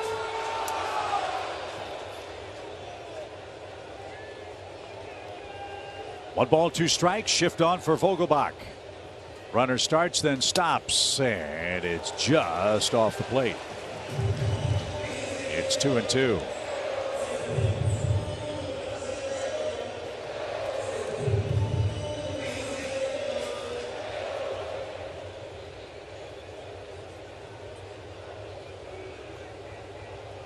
The Braves move out of the shift now with a 2-2 count. Another pop. Dan didn't like the result of this sequence as Grossman's glasses are gleaming, makes the play, and that's out number 2. So Big Jake is an out away from sending us to the 4th. Jeff McNeil hit the first pitch into a double play last time up. So McNeil is 0 for 1 on today's play. And one thing we've noticed about Odorizzi, and the metrics bear it out, Jeff, there hasn't been a lot of hard contact against him. There's some bad luck in that first inning. Yes, he's had to throw a few too many pitches, but he's only down 2. I was going to say the hardest ball hit in that first inning was by this guy right here, the double play to end the inning. So Lindor leads at first. Good lead. And again starts and stops. How many times has he done that now? 3 or 4 times in this inning. Contreras has a cannon behind the plate. Lindor is 10 out of 13 in stolen bases.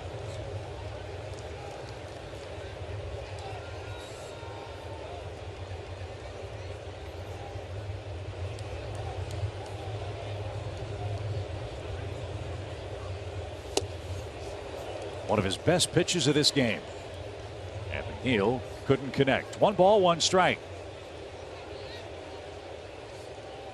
With the doubleheader today, both clubs were able to add a 26th player. For the Mets, it is David Peterson, their starter today. Excuse me, 27, I beg your pardon.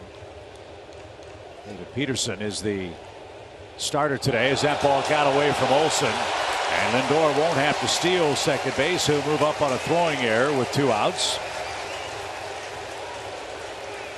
All that prancing around earns Lindor a free base here in the home third.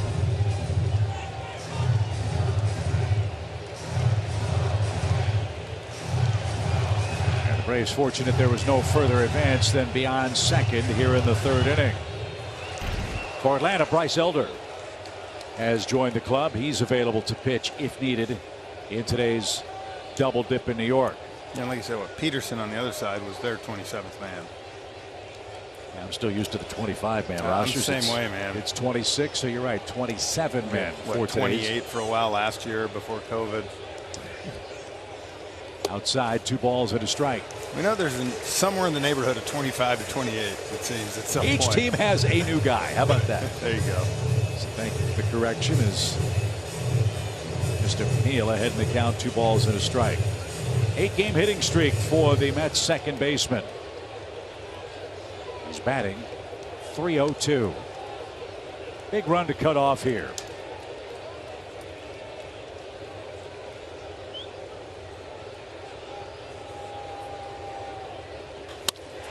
Base hit right. Ronald's going to charge. He fields cleanly. Here comes the throw to the plate. It's late. McNeil on his way to second. It's a 2-out hit, and New York extends the lead. And the throwing error comes back to roost.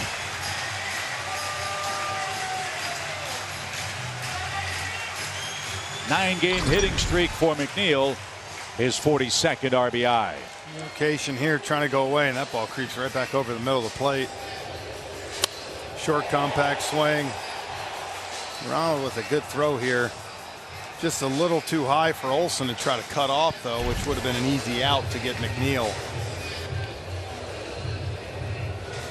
So the Mets cash in a hit batsman. They take advantage of a throwing error to bring home Lindor, who is advanced into scoring position. And now Tyler Naquin is the hitter with another man at second base with 2 outs, and the Mets up 3-0.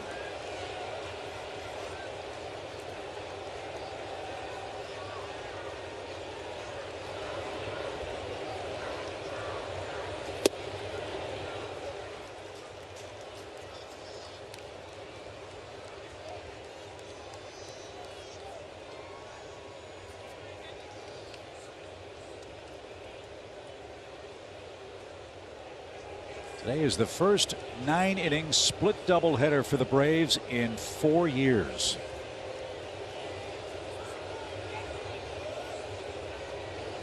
It came against the Marlins in Atlanta. And the Braves had a good day that day. They swept Miami in those 2 games. That's another change that has returned to Major League Baseball. During the COVID year and last season, doubleheaders were 7-inning affairs. This year, back to 9.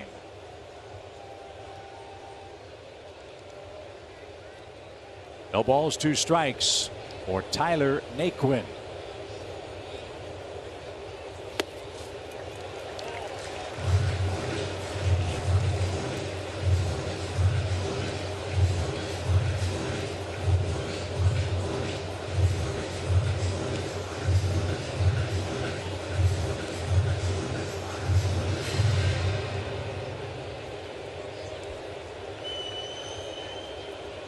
Wind is swirling around Citi Field. Now it's blowing toward the right field corner. It is a glorious, warm August afternoon.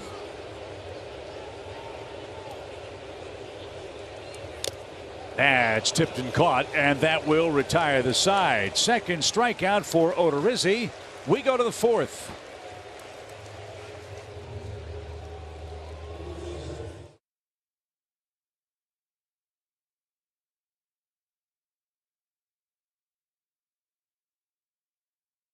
It's the Mets 3, the Braves nothing here in Game 1. MLB.TV is now $64.99. Watch all out-of-market regular season games live or on demand, plus MLB's Big Inning. Blackout and other restrictions apply. Visit MLB.TV for all the details.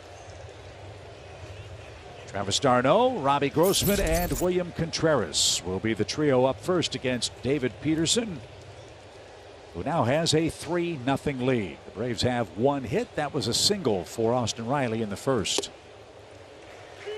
The Braves loaded the bases, but Grossman hit a sinking line drive that Lindor caught to end the first Braves scoring threat.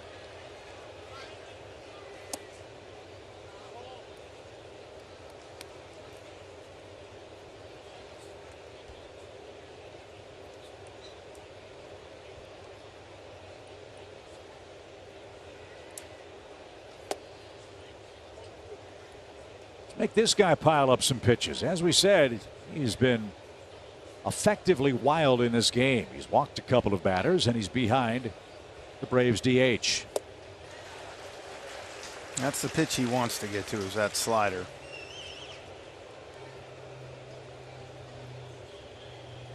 It's been his best. And Peterson 8 for 13 and throwing strike one in the game. But now has run it full.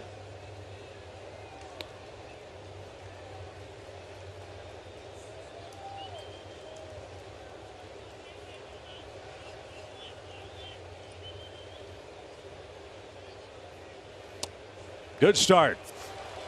Leadoff walk in a 3-0 game. d'Arnaud has been hit by a pitch now, and he earns a base on balls. So here we go with Grossman coming up. He lined out. Yeah. Game could have been a little different if that ball's a little bit to the left or right of Lindor in the first. Braves would have grabbed a 2-0 lead. You see that average, but we showed you the splits. Just under 1,000 OPS against left-handed pitching. And with the Braves, Grossman batting .500. He's seen 2 pitches. A double off the wall in Atlanta and a line drive here today. My type of guy. What do they say? Pick out a good one. Go for it. And let's see if he can do some good work here. Couple of homers for Grossman, 23 RBIs. I think he'll find hitting at Truist Park a lot friendlier than Comerica Park in Detroit. You think? Especially the first month and a half up there when it's cold. The Mets give him the whole right side of the infield.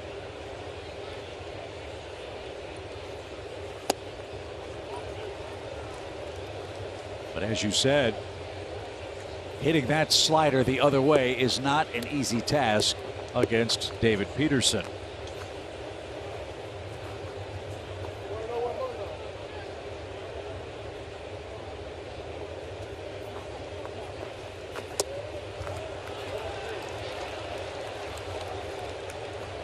Quickest way to get this high-powered Braves offense back in the game is walks. As we told you, the last 26 road games, the Braves have hit 50 home runs. That's almost 2 a game on average. And he got the green light, and that's fouled away. 3 balls, 2 strikes for Robbie Grossman. Switch hitter. Braves not his first organization. He's been around the block a bit.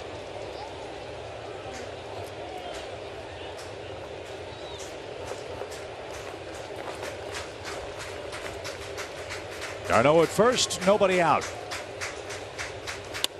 Fought that off. Well, he is unrelenting with that pitch, isn't he, Jeff? Yeah. Really trying to jam the Braves right-hand hitters.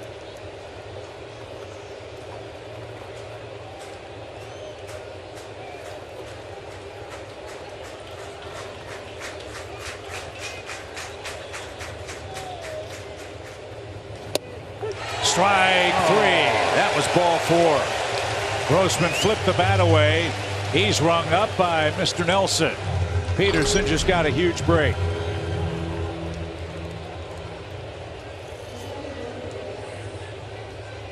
That ball is up a good bit. Man.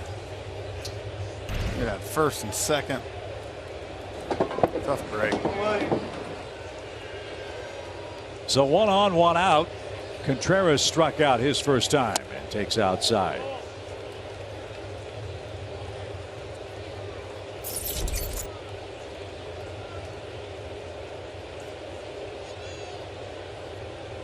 McCann stole a strike, a big play in this inning. Runner at first, 1 out. Peterson, Jeff, the second time through, sprinkling in a few more changeups. It's been strictly, for the most part, that fastball slider. 2 in a row here to start Contreras off.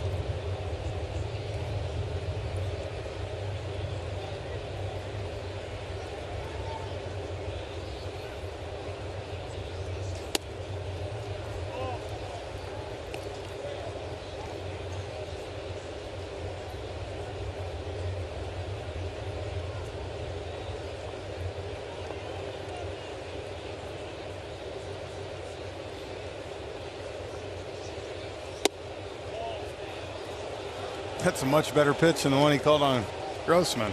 I'm sure somebody's saying that on the Braves bench. 3 balls and a strike.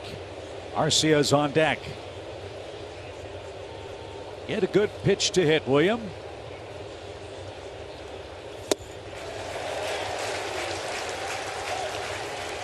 Took a little off that slider, and now it's a full count.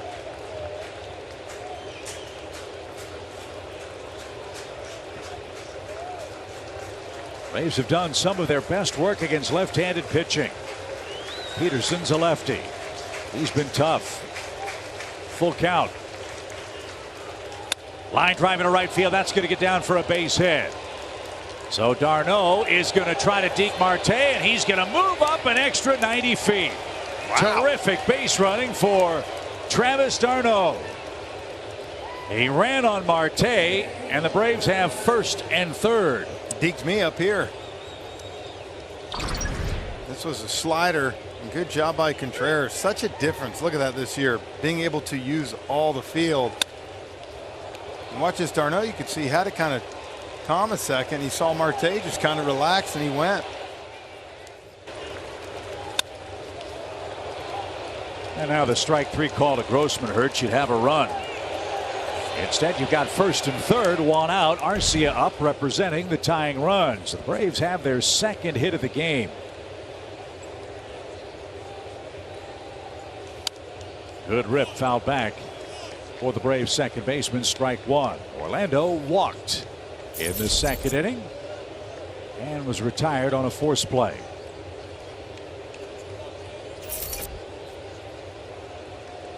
A lot of baseball left in game 1. Be nice to pick up a run here. Sow those seeds of doubt in the Mets dugout.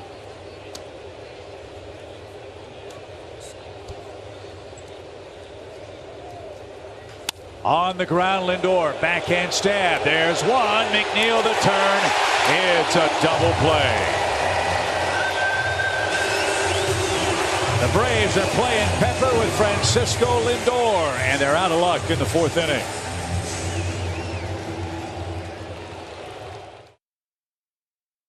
The 4th, and certainly Michael Harris's cannon, Acuna's range, all on display last night and after the game. Pretty interesting. Acuna saying he feels like this Braves outfield really could be one of the best in the game, and then with a big smile on his face went on to say, you know, Harris is everything. He can do everything. And guys, I know I told you last night when he threw out that potential run at home plate, I had a chance of seeing Robbie Grossman's reaction in the dugout and just like, wow, is this kid for real? And today, in bumping into him, he goes, I really don't think he even realizes how good he can be. I watched him at BP just squaring up ball after ball, and then what I saw last night with the arm, he goes, I think this kid could be a superstar. And I think we've all been kind of watching that throughout the year, thinking the same thing. Well, first step toward that, Kelly, is maybe winning the Rookie of the Year. Yeah. Which is certainly within sight for Michael Harris and Spencer Strider, who will pitch here on Sunday. As Jake Odorizzi toes the slab in the 4th inning, it's a lead for the Mets. 3-0 New York in game 1. I think, too, you know, these days you don't see as many good outfielders defensively come up. It's more of an offensive-driven thing sometimes. So to see a guy like him obviously be able to make the routes that he can, too, and cover ground, also have a great arm. Very rare. 1-0 for Luis Guillorme, who singled in this second inning. I think that's one area where analytics have really helped our sport, and that is the understanding that run prevention is almost as important, perhaps even more important than runs scored, especially when you get to the postseason. When you run an outfield out there that the Braves have with Grossman and Rosario in left, as Arcia handles that at second for the first out, Harris in center and Acuna in right, and then the Atlanta infield, it's going to have to find a hole. Otherwise, Jeff, it's going to be an out. Yeah, very, very rarely do you see playoff teams too many times make it deep in their 24th, 25th, 26th in defense. And it just doesn't happen unless you have an unbelievable pitching staff that can get a lot of strikeouts and make up for it. Again, that's what, to me, helps this Braves team so much is the ability of defensively. We talked to Max Fried about it a lot. He said, look, I'm trying to get them to put the ball in play. Let these guys go to work. James McCann walked and was forced out back in the Mets second. Odorizzi looking for his first clean inning today. They'll tie strike.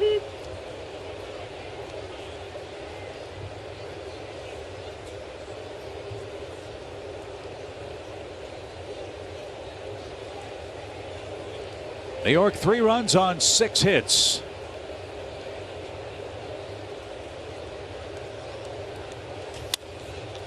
Fly ball curling into the stands, foul and out of play. And look, other than the ball strike ratio for Odorizzi, Jeff, it seems to me the scouting report on Jake has been pretty accurate. Look, he's getting some weak fly balls. Vogelbach, you saw have that. Alonso out in front of the splitter. Really, to him, a couple weak contact balls in that first inning, and then a bad throw to first over there is the reason it's 3-0 right now. Just the second error for a Braves pitcher this year. And a hit led to a New York run as a result. Little pop into right. That'll carry out to Ronald. And his shades are shining as he makes the catch for the second out. And Brandon Nimmo, with an 0 for 2 day, is the final Mets hope here in the fourth.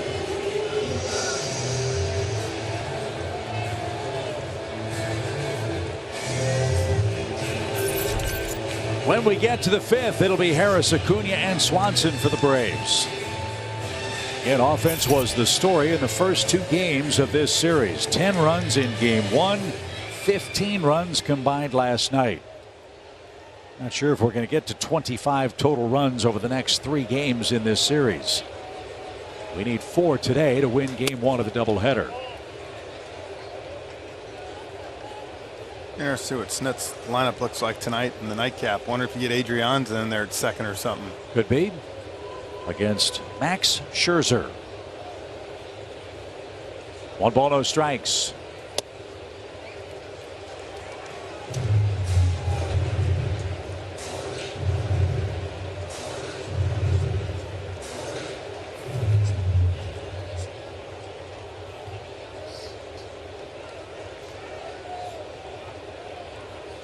Two 2-0 for Nimmo, who's right on top of the plate.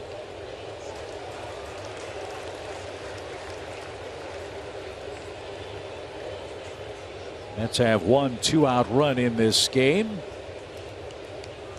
That came on McNeil's 3rd inning single.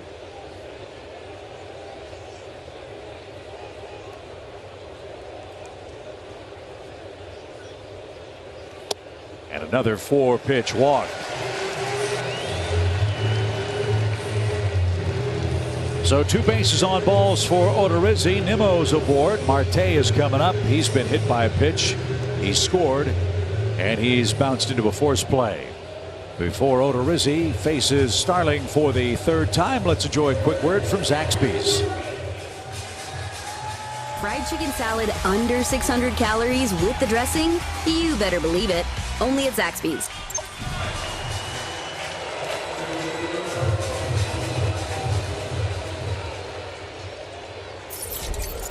The unfortunate thing about the Marte hit by pitch, I believe it came with 2 strikes in the first inning. Yeah, it did. Then an infield hit, and then 2 solid singles later, the Mets scored 2 in the opening frame.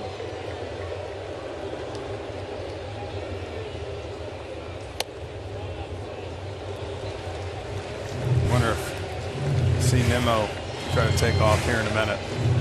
Last time with 2 outs, the bad throw got Lindor, and McNeil was able to drive him in.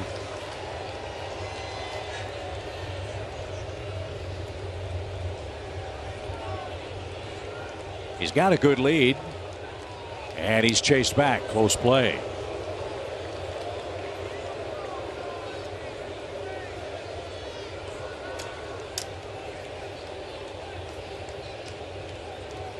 Mets have stolen 34 bases this year.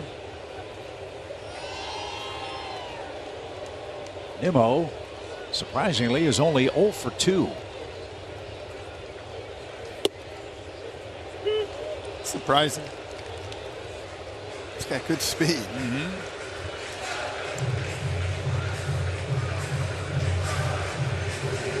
The Braves have stolen 60 bases this year. Braves have 3 in double digits. Swanson with 14, Harris 12 for 12, and Ronald 23 for 30.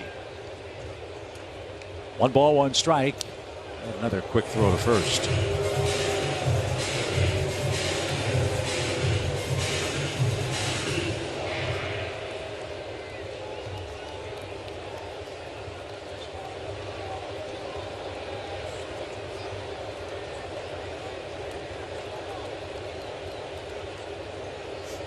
The stretch and 1-1. That was a strike to Grossman. 2-1.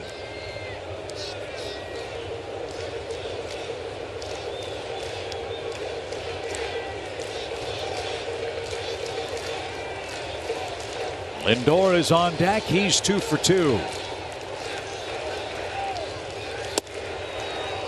Split.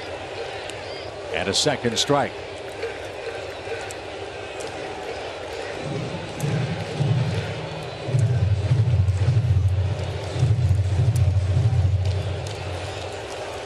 Grossman would like to end the fourth right here with Starling Marte.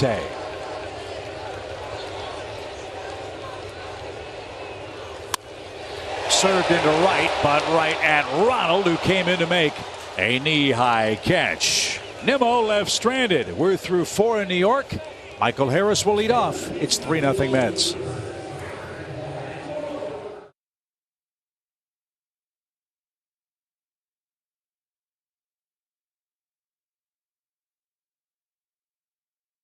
That heat to come our way starting now. That's our feature presented by Texas Pete. You can see the runs per game. They've outscored their opponents by 44 runs in the last 26 road contests. They've out-homered them 50-27.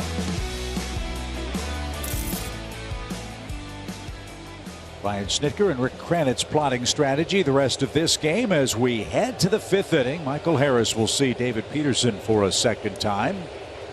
Acuna and Swanson to follow. Braves have 2 hits so far in the game. Peterson thrown about 60% fastballs today, 35% sliders, and then sprinkled in about 6% changeups. That slider's got 11 swings and 5 misses on it today. And another one right there. That tells you how good a pitcher's stuff is when you know it's coming and you still can't connect. That's the pitch that's really helped him kind of develop.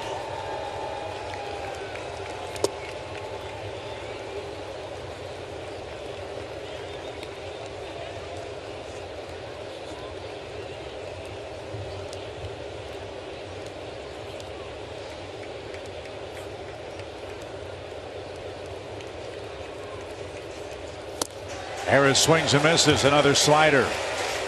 So 4 strikeouts for David Peterson, who has struck out 7 or more in 6 consecutive starts. And now he goes back to the top of the order, and Ronald Acuna Jr., who is 0 for 2.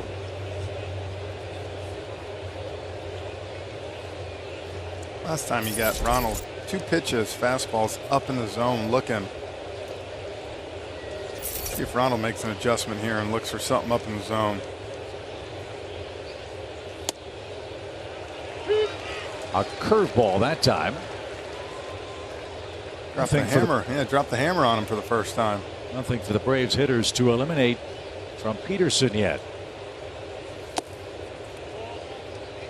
And he's making his first start since July 17th. His last 2 outings have been in relief. That's because Jacob deGrom is back. Max Scherzer has come back. And up for today's doubleheader against the Braves, against whom he's 2-3 lifetime. The pitch. Swing, fly ball, well hit toward the gap in left center. That's going to get down at the 370 sign. And Ronald is on his way to second. Better hurry. And the throw comes in late. Acuna in scoring position with his 12th double of the year.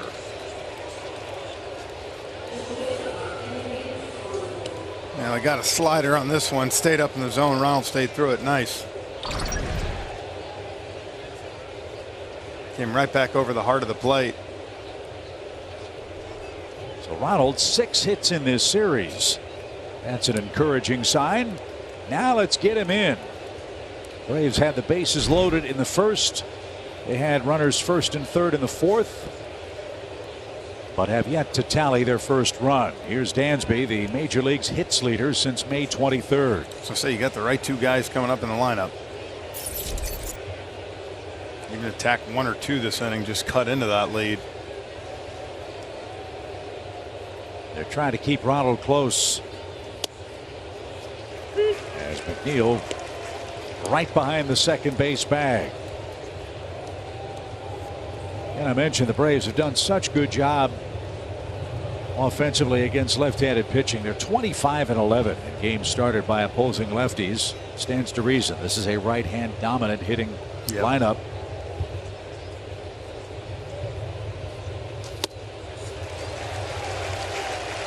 But Peterson's really mixing his pitches well. 0-2.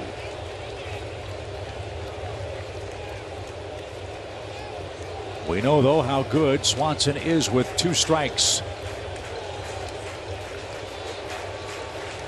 See if he can put it in play the other way and bring home Acuna. Figure they'll run on Marte's arm in right. He takes a shot to right field, but it's hit high enough for Marte to catch up. Acuna's going to tag. He's going to try to advance. The throw is going to be late. Bang, bang play. The Mets are going to take a look at this. Acuna tagged up on a fly ball to shallow right. He's called safe. Let's see if indeed he was.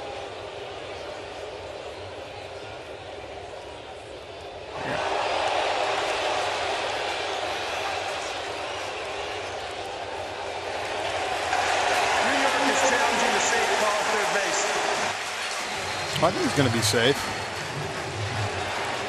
I can tell you this, you don't want it that close with 2 outs, because with Ronald's speed, he's going to score. I think that arm just gets in there. It's almost a tie. You could almost, I think, from that angle see, Jeff, the elbow bend, meaning the hand got there before the tag came up high on the shoulder.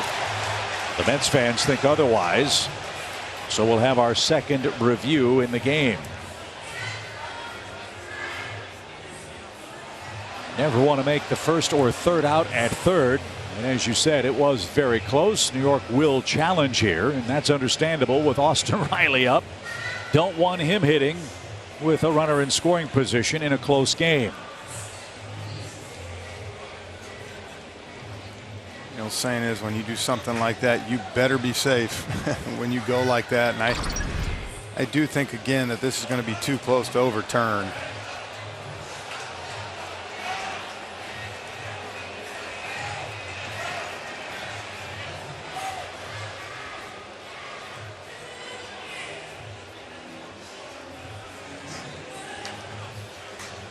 We've looked at it 6 or 7 times and still aren't sure.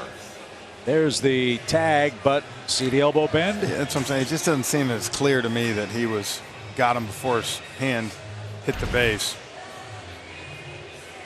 And that's the rule, clear and convincing evidence to change the call on the field, which was safe at third base by Stu Schuerwater. The verdict is in. After review, the call stands. The runner is safe. New York will use its challenge. So a sigh of relief for the Braves. The inning continues with Austin Riley. The Mets lose their challenge here in the 5th inning. Runner at third, 2 outs.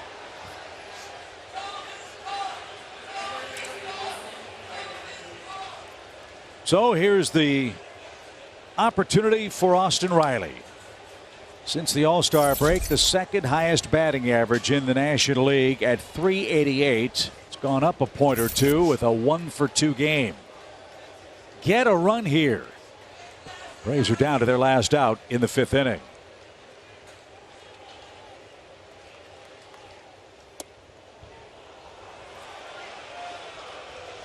Called low. 1-0. Riley at 69 RBIs. How about 71 with a long ball here? He's also hit 29 home runs this season. And one would think with a lefty on the on-deck circle, they'll pitch Riley very carefully. And here's another reason why our Zaxby's indescribably good play. I see that average. Only Alec Boehm has a higher average since the All-Star break. 12 of his 19 hits have gone for extra bases. Riley, 2-0 pitch, skies it to shallow right center. McNeil is out. He's under. He's got it. And the Braves are out of luck in the 5th inning. No runs, 1 hit. It's 3-0 New York.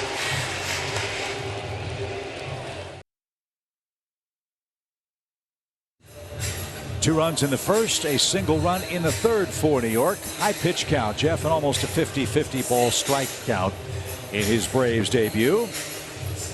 And look, every inning he can save the Braves in this game will hopefully pay dividends in the nightcap, with Max Fried going to the hill for the Braves, and another late afternoon day game tomorrow with Spencer Strider. I think both managers feel confident in their starters tonight to get them some length in that game. So a first pitch strike on a curveball from Jake Odorizzi as he faces Francisco Lindor, who has scored 2 of the Mets runs, and he's been busy at shortstop.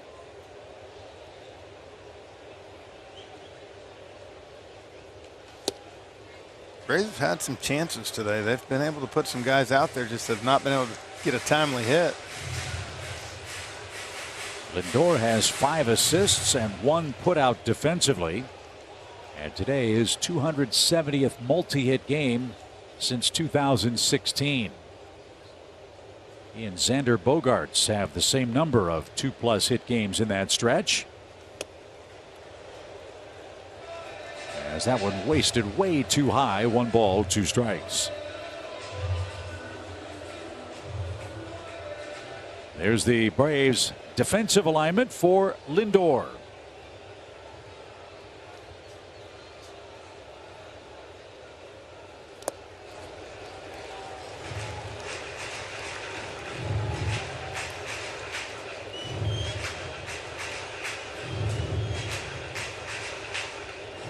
This is a very difficult lineup to get strikes on chase pitches. They are very disciplined, are these Mets. And now a 2-2 pitch. Chase that one, and it was tipped and caught. There's a break. Third strikeout for Odorizzi. Pete Alonso hits how you want him to, with the bases empty and 1 out. Yeah, good pitch. That had some depth to it there, coming down.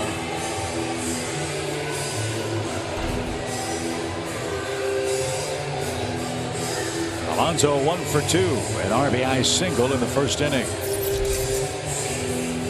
92 runs batted in for Pete Alonso.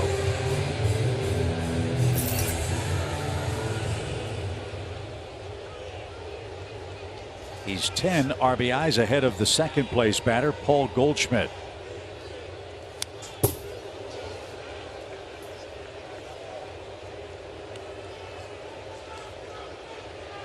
The Mets have 2 of the top 10 RBI leaders in the league. So do the Braves, Riley and Matt Olson. Alonso and Riley tied in home runs with 29 each. Kyle Schwarber of the Phillies leads the National League in that regard. Not surprisingly, the Braves, Mets, 2 terrific teams. You think about 2020 and 21, Braves did a great job pitching to Pete Alonso. I mean, they really kept him at bay, and now this year he's been able to have some big swings for the Mets against the Bravos. For his career, Pete Alonso a .247 hitter, 11 home runs. But as you said, a lot of that damage has come this season, which leads to the question, what's been the biggest difference for Pete Alonso? Well, again, I'll tell you, he's using, think about his first 2 at-bats last night. Hit that ball to right field that Ronald made that fantastic catch. And then he lined out the next time to him almost over his head. So to me, he's using the whole field again. 2 balls and a strike. That's over the netting, and it hooks into the stands. It's now 2-2. Look, you went through it too. Part of being a star in the major leagues, you do have to evolve at the plate, right? You can't be bull happy all the time. No, for sure. And I mean, he hit 37 home runs last year. It's not like he did anything, but this year, a much more complete hitter again. Let's see what his 2-strike approach is here with 1 out. Struck him out inside corner. That was a real good pitch from Jake, who's got back-to-back strikeouts in the bottom of the 5th.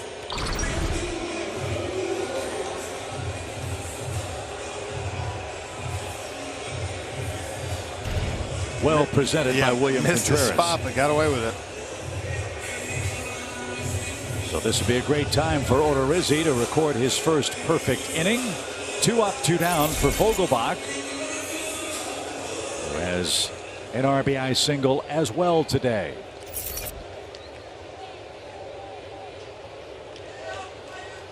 Action begins in the Atlanta bullpen as Odorizzi's 93rd pitch floats in for a strike.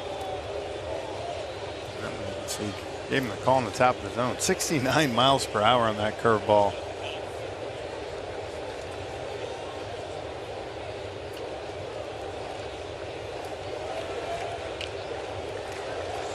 Uh-oh. Odorizzi might be cramping up.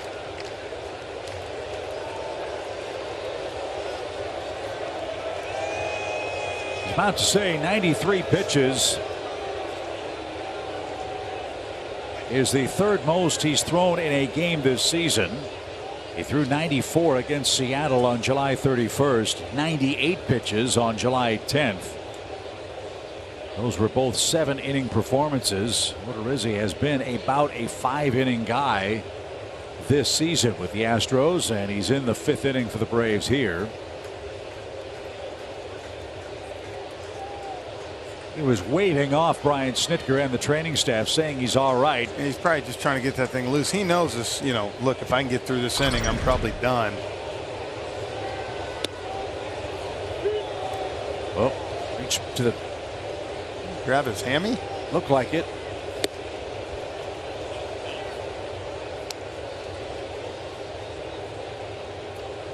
He had a lower leg injury earlier this year that cost him 40-odd games. In fact, 42 from mid-May until the 4th of July. But he pronounced himself good enough to continue here as Vogelbach digs in down a strike.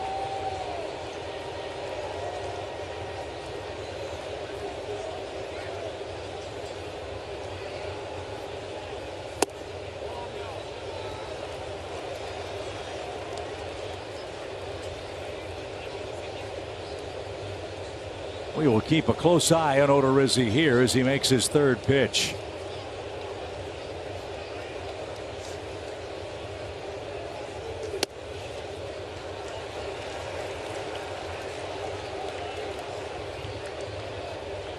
Right leg, push-off leg.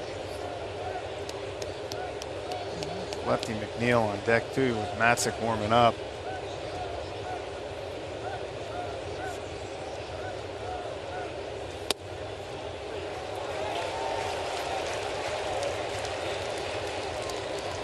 Doesn't have much follow through from my vantage point.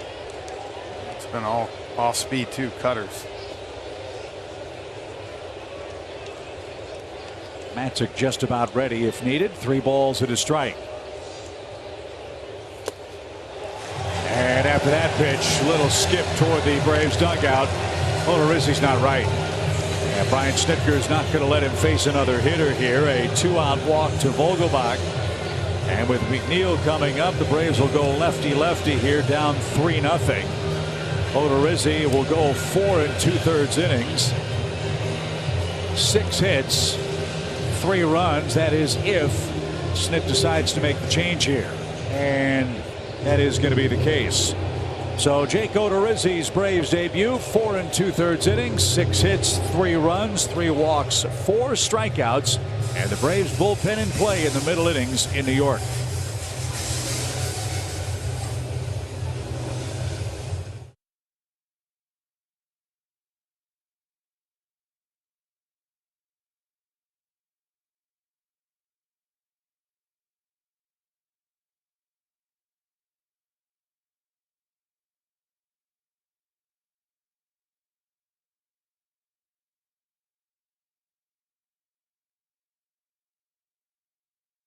The GMC Sierra heavy-duty truck. Xfinity. Supercharge your home with supersonic Wi-Fi. Unbeatable internet. Only from Xfinity. And by Kaiser Permanente.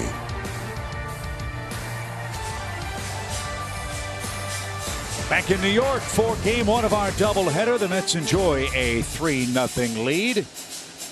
Tyler Matzik is on to try to retire McNeil and turn things back over to the Braves offense in the 6th inning. Matzik, a sub-1 ERA in 13 outings against the New York Mets. And get the lefty-lefty matchup you want here. I think we've noticed those last 3-4 pitches, you know, whether it was bothering him a little bit, a little more than he let on to. You could just tell he was like he couldn't push off it, or like anything, when you feel that, sometimes you're a little nervous to push off. So I think smart move to get him out. 95, 96 pitches, and Matzik ready to go. Matzik pitched in game 1 of the series behind Kyle Wright through a scoreless frame in the 7th inning. His job, get McNeil and get the Braves bats back going. McNeil 1 for 2 with an RBI single. That came in the 3rd. Now you saw McNeil go after the first pitch. 43 career home runs, Chip, 21 on the first pitch. And we saw that last night against Kenley Jansen. Loves to ambush. But Matzik threw a wrinkle into those plans with Vogelbach at first.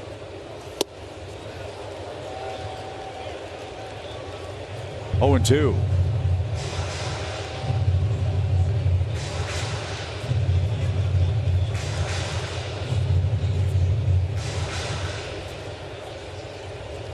In the Atlanta 6th, Olson, Darno, and Robbie Grossman are coming up. It's still a very manageable game. The Braves have 12 outs left. The pitch is served to left. It's an 0-2 knock. And Vogelbach will stop at second. A walk and a single, and the Mets threaten with 2 outs here in the 5th inning, and that is what makes McNeil so tough. When they be after 2 pitches, gets this one and just slaps it the other way. Now this is where Buck Showalter tries to go matchups. Tyler Naquin called back, and Mark Canha. They're trying to deliver a knockout blow here in the 5th inning, up 3-0. Canha came into the game last night in the 6th inning, struck out looking to end the threat, then flied out in the 9th inning.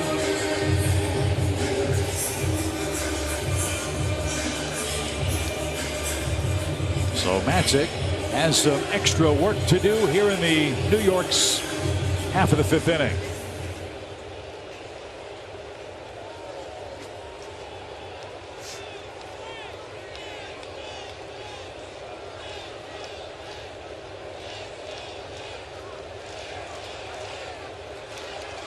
First and second, 2 outs.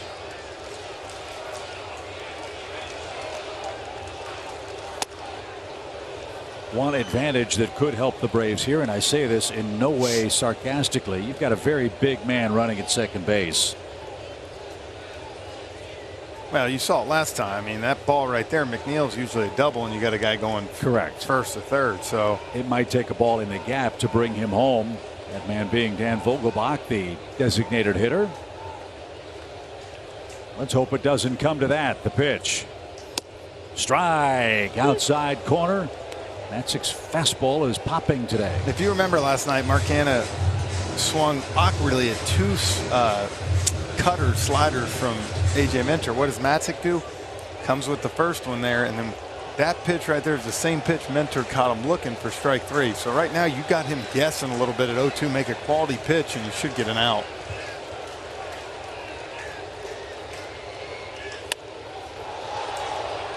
Fought off foul with 2 strikes into the sun-splashed crowd here in New York.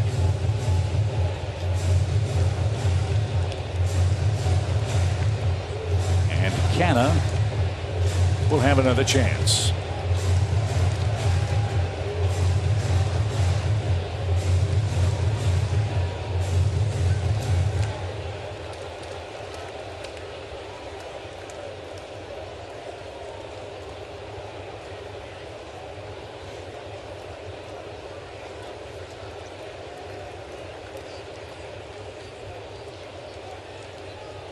Swing and a miss. Tyler Matzik takes care of Canha and the Mets, who strand 2 in the 5th inning. We head to the 6th. 3-0 Mets.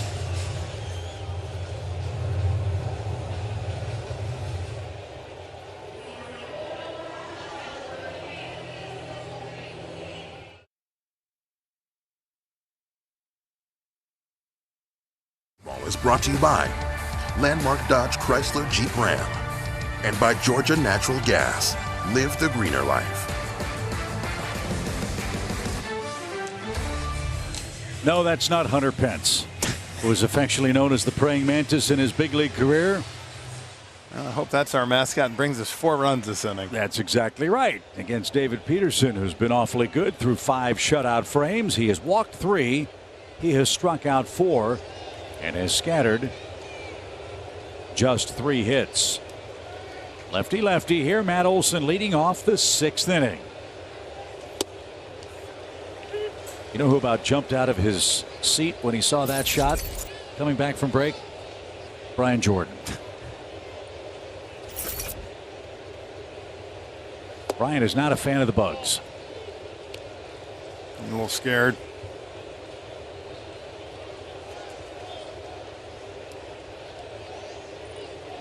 Olson's walked and lined out today. The pitch is taken low. As we said, Peterson's pitched a very effective game. He's been effectively wild. He will walk you. He will give you opportunities.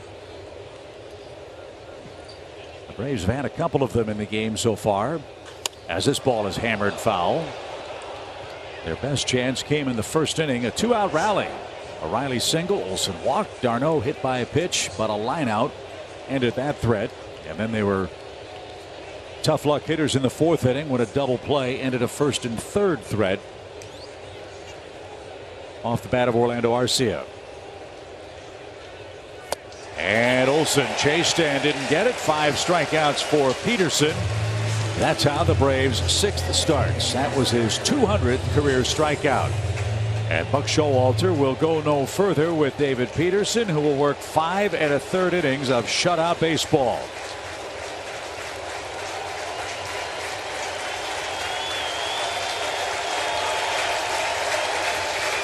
Nice ovation for the big, tall left-hander. He keeps that baseball as a keepsake. 200 strikeouts. He leaves with a 3-0 lead.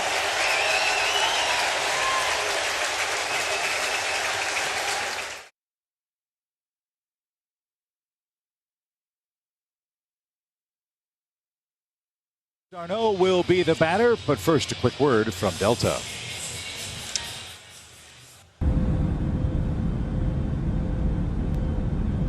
Delta, proud to be the official airline of the 2021 World Champion Atlanta Braves. Different look for the Mets out of the bullpen. Curveball specialist Seth Lugo. Well, sometimes it ain't the worst to get a new guy in here. It's obviously not working with Peterson with that slider today, so you get a different look and see if you can get something going. Darno swings the first pitch and pops it up to Lindor. That's the 2nd out. What gives you hope against Lugo? First of all, it's still a close game. Secondly, this man can and probably will pitch multiple innings here in game 1. But thirdly, on the bottom of that graphic we showed you, his last 6 games, Jeff, an ERA approaching 7 against Atlanta. So maybe the Braves have something figured out against Seth Lugo. Early on, Lugo really had the Braves number a while back, a couple years ago, and Braves really done a good job of laying off that curveball against him and hitting the fastball. Robbie Grossman in his Braves starting debut takes inside. Well, we're catching Lugo at a hot time. In his last 5 appearances, he's not given up a run. He's only allowed 3 hits. And he can't pitch much better than David Peterson did in the first 5 1/3 innings. 3 hits and no runs. Let's see if Grossman gets something. I saw right after Darno popped up, he looked in the dugout and Snit gave him the hit sign. My guess is if Darno got on, you might have saw Rosario come up, so maybe he can take advantage of an opportunity here to get a bat from this side of the plate. 1 ball, 1 strike. This is the side of the plate that Grossman's splits have not been all that favorable.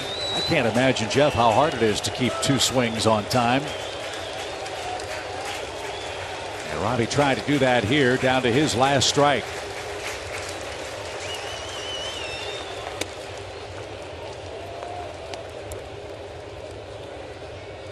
Guys that can switch hit and do it well make you appreciate Chipper Jones all the more. All the great at bats he had, lefty and righty.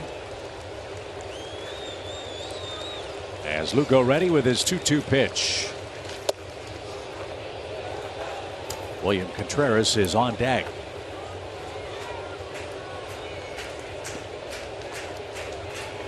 The Mets are letting the Braves hang around in this game. Can Atlanta seize the opportunity here in the first of 2? And there's a help, a 2-out walk. Grossman's aboard for the first time today, and Contreras with a long ball could make it a 1-run game. Good eye there. Backup slider, curveball that couldn't catch the plate. How many times have we seen the Braves take advantage of a 2-out walk and cash in? They give William the right side of the infield where Alonso is holding Robbie Grossman, who's got a good lead.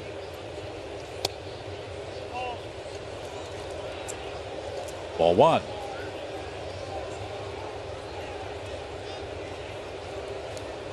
The Mets have walked 4 Braves hitters in the game. Atlanta's yet to cash one of them in. And just when you think the curveball's coming, Lugo's fastball is plenty good enough.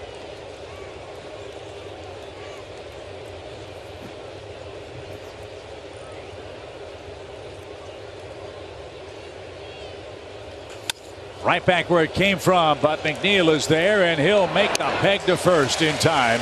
And that retires the side. Home 6th in New York. Mets enjoy the lead.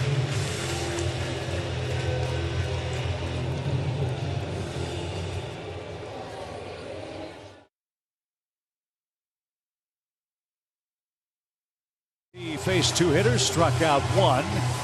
As the Braves trail game 1, 3-0 is your score. He will face the 8, 9, and 1 hitters coming up for Buck Showalter's New York Mets. Before we get to the bottom of the 6th, let's take a quick message from Landmark. Hi friends, Chip Carey at Landmark Morrow, the #1 dealer in the Southeast, where you get the best deal on hundreds of choices and more for your trade. Always the best deal, always.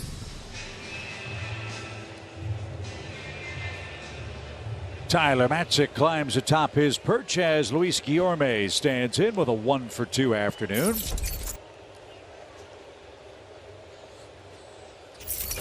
As we approach 3:30 Eastern time, we'll update you on the proceedings to this point. Mets lead 3-0. A bunt try, and Matzik turned the wrong way and makes 2 360 spins like a tornado and makes the play. That was outstanding. Look at it. He's got to be smiling at that.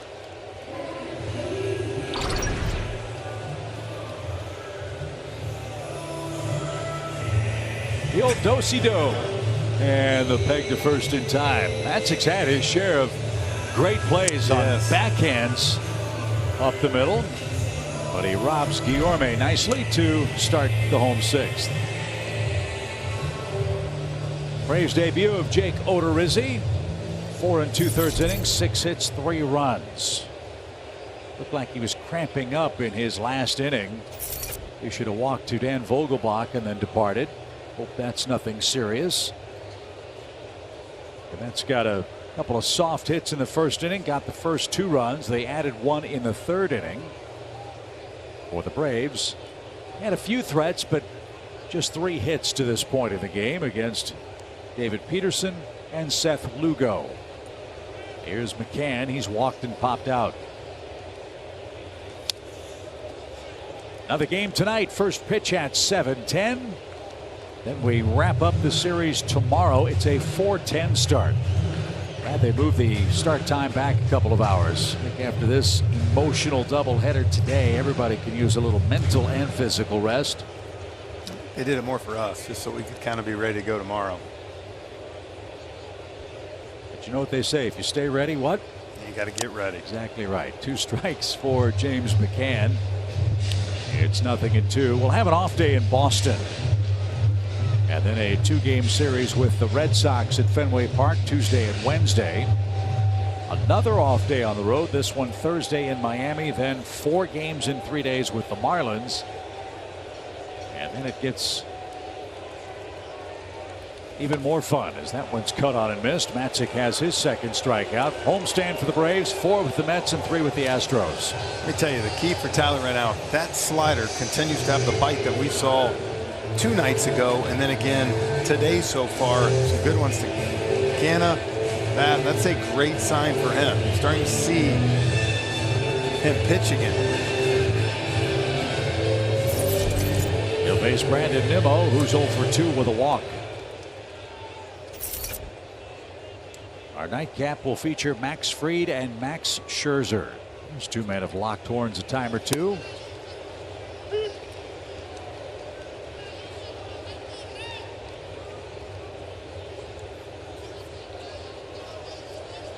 Kind of interesting that both the veteran starting pitchers got the nightcap, not the first game, out of the way today. As that's cut on and missed by Brandon Nimmo. That slider electric. And everybody's different. Majority of guys that I've talked to in the past, some of the aces, they'd rather pitch that first game. They want to get up, get it done, not wait around. But both these guys obviously wanted to square up in the night one, and from a standpoint of a matchup, you got to appreciate that. Nimmo held off. A ball and 2 strikes. In the Atlanta 7th, Arcia, Harris, and Acuna are scheduled. You know how good the Braves have been in the late innings these last 4 years. Maybe some mid-afternoon magic is in store for us here in Game 1.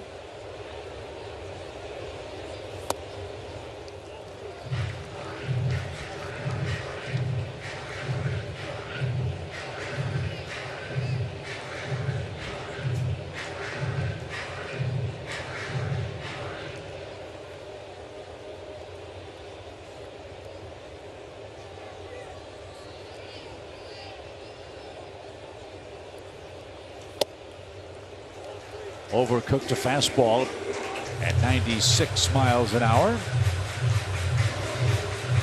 Marte is on deck. We want to see him lead off the 7th. The Braves have yet to turn in a 1-2-3 defensive inning in Game 1.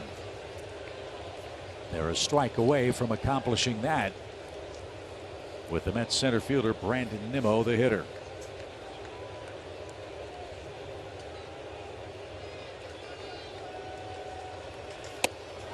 Not to be. That's the 4th walk issued by Braves pitchers today. This one comes with 2 outs, and it will be lefty righty with Marte coming up.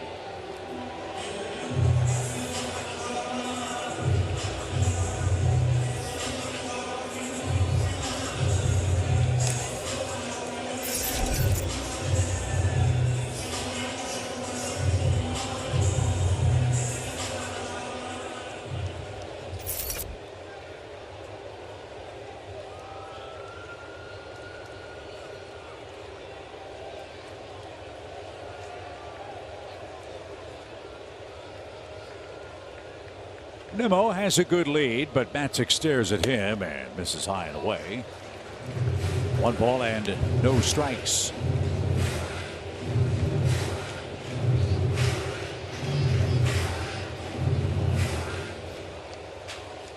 For these last 5 balls in a row, Matzik had thrown 13 pitches and 13 strikes.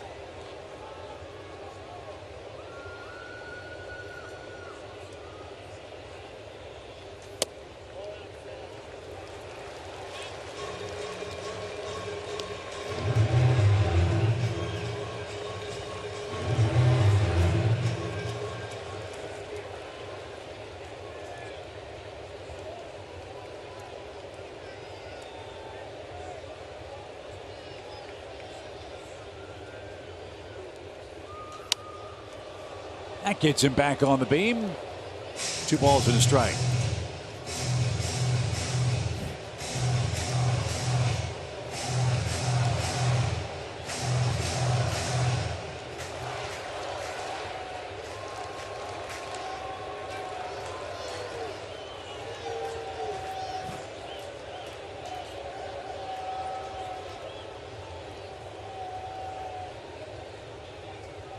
The stretch and 2-1 pitch. Almost hit him.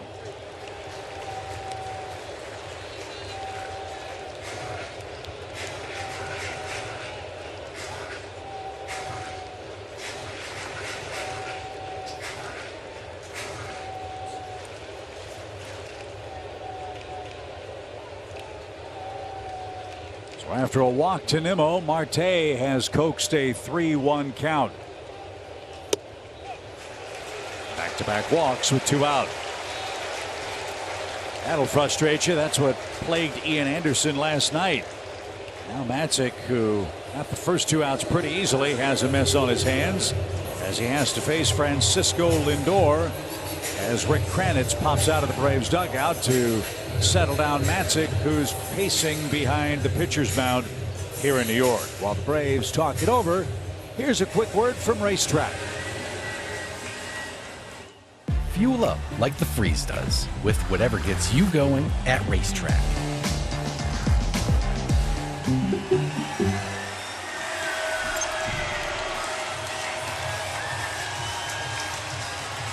Lindor has 2 hits and 2 runs.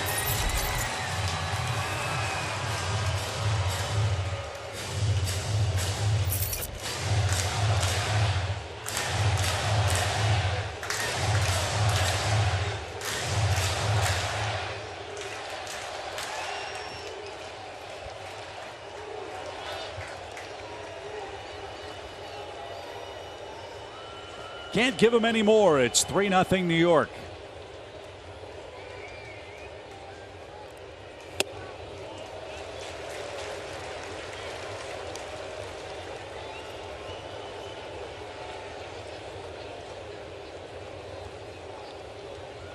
Let's see how Francisco has fared as a right-handed hitter this year.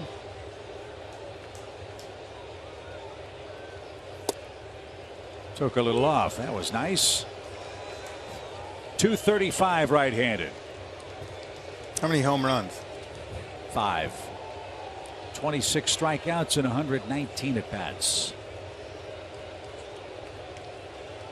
Let's end this thread right here.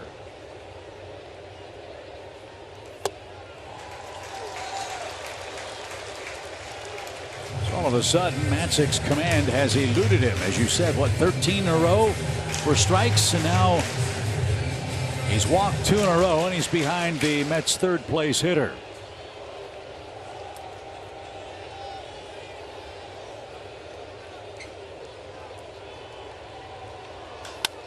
To center and deep.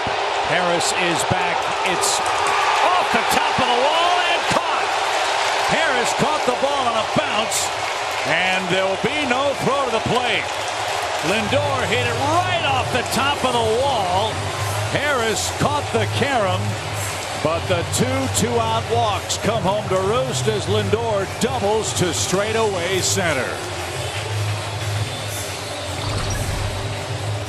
Now you fall behind. You can kind of get picky on what you want. He got a fastball center cut. Yeah, you're right. Came right back. I think the Mets are going to review and see if this ball hit the black backdrop. Nope. Buck Showalter is asking for an umpire's review on the boundary call. It did hit the orange line, and the umpires will confer. For the moment, it's a 2-run double.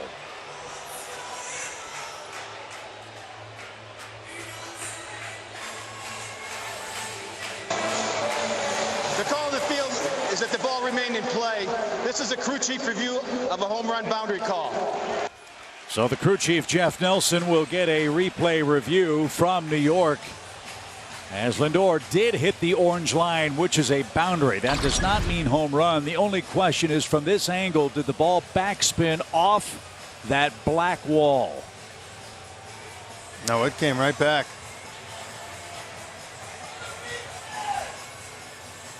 Let's see from this angle.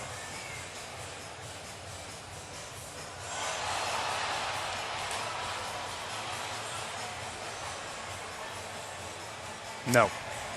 That's going to be a double. I've long said on these boundary calls, they don't happen all that often. But if there's a way to get cameras atop the wall with a look down the lines to eliminate any doubt at all, that would really be helpful for the umpires. That's an impossible call to make from 250 feet away from the point of contact. You're pretty with much the fence. guessing on that point. But Lindor took advantage, got ahead in the count. The Mets cash in the late walks and extend the lead to 5-0 here in game 1 of our doubleheader. And for Lindor, 76 RBIs. And a 3-hit game. After review, the call is confirmed no home run.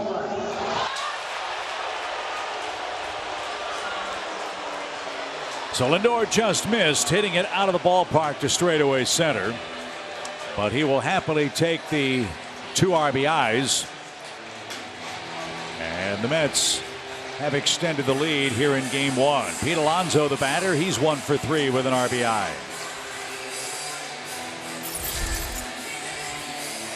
I would imagine they're going to walk him. Of course, Buck Showalter's hand. He wants to pinch hit rough. And that is the case. The bat taken out of the hands of Alonso. That'll be the 3rd walk of the inning for Matzek. This one intentional. And now Vogelbach will hand the donut, the hitting donut that is, to Darren Ruff, who will come on and pinch hit. Well done. There'd be a fight if it was a real one, I think. As Darren Ruff will face the Braves left-hander Tyler Matzek. He made his debut in nice fashion for the Mets. His first at bat here in New York. A 2-run double in the 5th inning for the Mets last night. It's like Bryce Elder maybe getting loose down in the pen. Braves 27th man.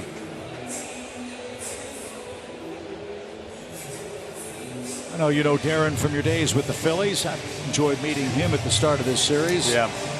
He's a guy that's really worked hard to get back to the major leagues. Played 3 seasons in Korea to figure out how to be successful at this level. Started with the Giants, then has come to the Mets because he hits lefties very, very well. So now that Ruff has been announced, Brian Snitker is going to go get Tyler Matzek, who looked great with the first 2 hitters here in the 6th inning. But 2 walks, a double, and then the intentional walk will end Tyler's game 1 appearance. Mets have extended the lead 5-0. Bryce Elder will come on to pitch next.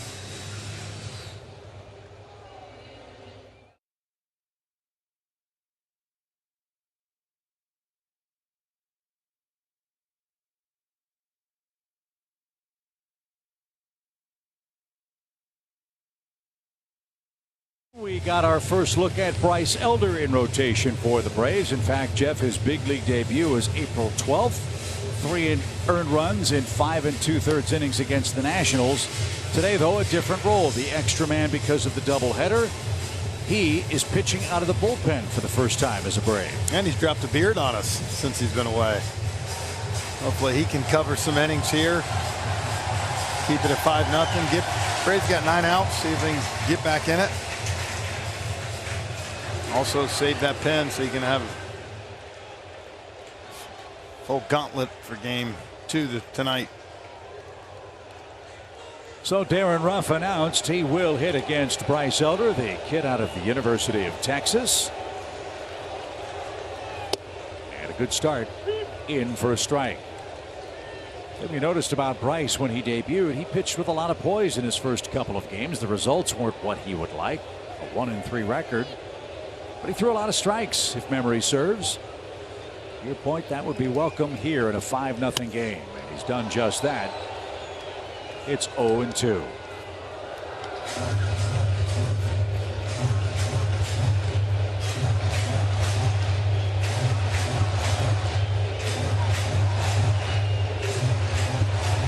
Two walks and a hit batsman have scored for the Mets. They also plated a run where the runner reached on an infield hit. That's pretty much a microcosm of the season for the Mets offense, and they have scored 5 times. Elder came in pumping strikes, and we go to the 7th.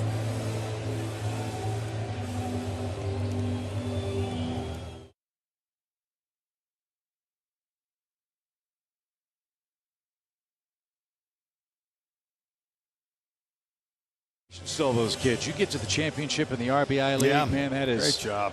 Great work. As we head to the 7th inning now in Game 1 in New York, the Mets now with a 5-0 lead. Orlando Arcia will lead off for the Braves. Michael Harris and Ronald Acuna Jr. will follow.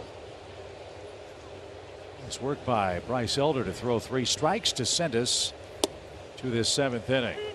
Go to Rizzi started 3 runs in 4 2/3 innings. Tyler Matzik just lost his command.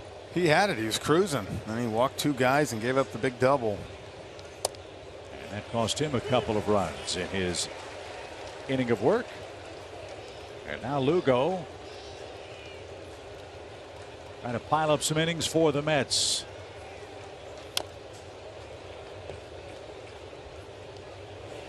Every time you play the first place team, it's a 2-game swing in the standings. The Braves got a game back after they won last night. If this score holds, we'll be 4.5 back going into the nightcap tonight. And you always feel great when Max Fried is on the mound. That ball's hammered and fair, headed for the left field corner. Arcia is around first and is on his way to second. And a good start to the inning for the Braves. A leadoff double for Atlanta's second baseman. His 6th 2-base hit of the year. Look, we know this team's going to continue to attack offensively, and if anything, you can use some of this bullpen, get yourself a chance to get back. This was a hanger. Smoked it right down the third baseline.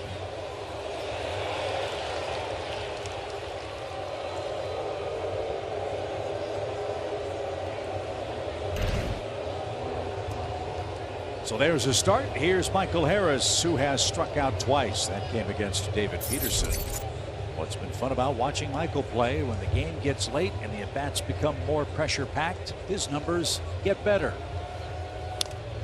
I'm saying he's got to be excited. Peterson threw him some good sliders today. Had a tough time.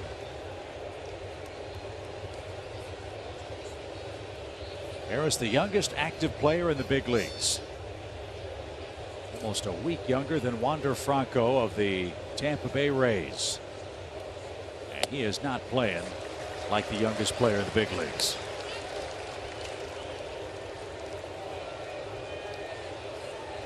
He's trying to extend his hitting streak to 4 games here in the first of 2. But he has 1 strike left here in this 7th inning at bat.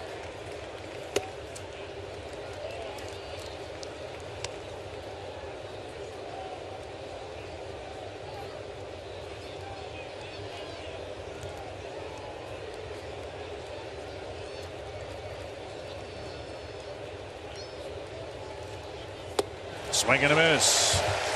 Harris is down on strikes. Ronald Acuna Jr. is up. Jeff, his bat's coming to life. He's got another double. Part of a super series so far for the Braves right fielder. Hey, look at our StatCast 3D powered by Google Cloud. 5 hits this series.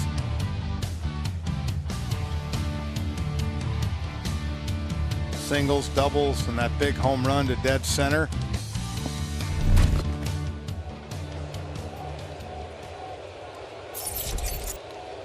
Well, a hit gets you a run. Let's avoid a shutout. Acuna 1 for 3 today and takes inside ball 1. So all that extra work that Ronald was doing before the games in the cage, on the field with Kevin Seitzer, might be starting to pay off. He's looking more and more like himself at the plate.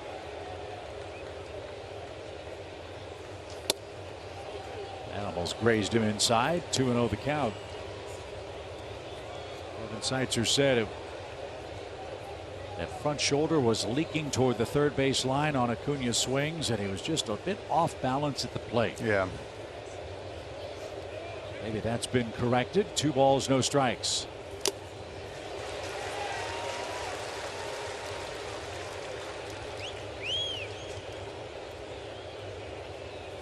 Ronald has had good luck against Lugo. He's 4 for 9 in his career with a couple of walks.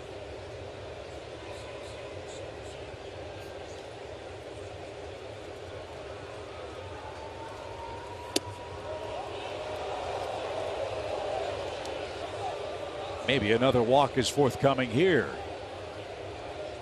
Let's have walked 4 men in this game. Acuna way ahead in the count. 3 balls and a strike.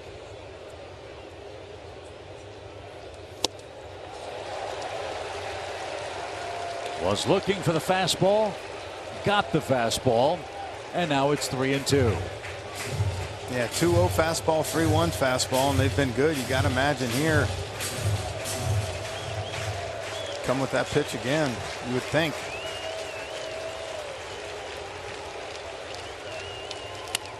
On the ground, past Guillorme into left field. Here comes Arcia around to score. 2-hit game for Acuna, and the Braves spoil the shutout bid. It's now 5-1. RBI number 27 for Acuna. Adds another single to that. Now 7 hits. This series we've shown you 5. We forgot a single there. 5 singles now, a double and a home run for Ronald, and he stays hot.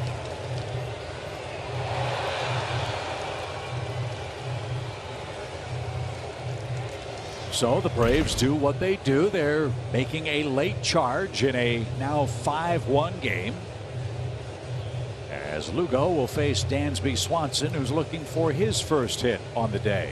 I was going to say, if anything, you can get another one. What it forces, maybe you get Ottavino for the 8th and Diaz for the 9th. And look, you know the Braves themselves tonight, they're going to give it a good finish and drive. But if anything, you at least blow those arms in the afternoon game.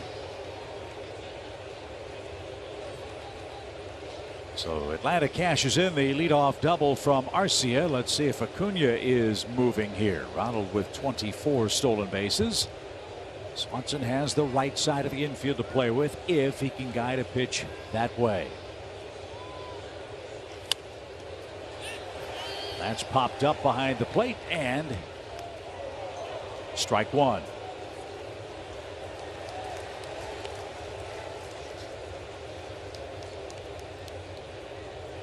The Mets have pitched Dansby Swanson very tough this year. It's a great time for Dansby to improve on a 5-for-35 mark against the New York staff.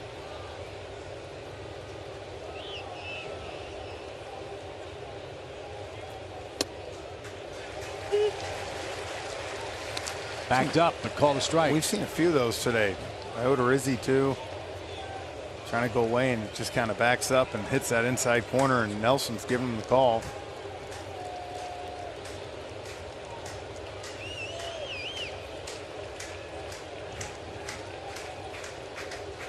Nothing in 2. Fastball, strike 3, 2 outs.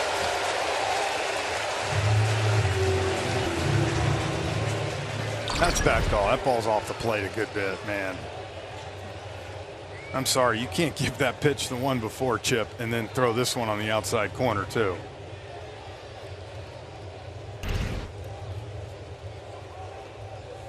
It's a tough break for Dansby there. So now a runner at first with 2 outs.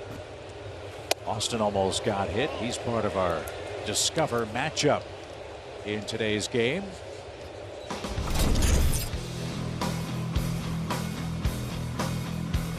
Riley and Alonso, 2 budding superstars. Yeah, 2 front runners too for that MVP. Oh, that might have dinged the helmet of Austin Riley. A curveball, but right off the top of the helmet, and Riley will make his way to first. Was it the helmet or the shoulder? Yeah, thankfully. Thank God it was a shoulder. And that's going to be it for Lugo. With this part of the lineup up, the Mets manager will take no chances. Seth Lugo has given up the first Braves run. He leaves with 2 runners aboard, and Matt Olson up with a chance to make it a 1-run game.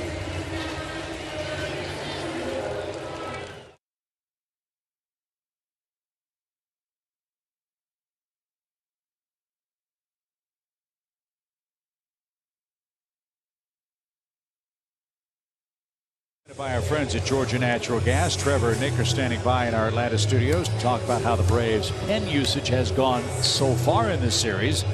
and how that will affect us later on tonight and tomorrow in games 4 and 5 against the Mets. Meanwhile, Jeff, Adam Ottavino is on to face Matt Olson, who could make it a one-run game. Yeah, they were able to get a run off him on Thursday night. One. Matt's only faced him twice. Walk and a strikeout. Gapper here. Change this game in a hurry.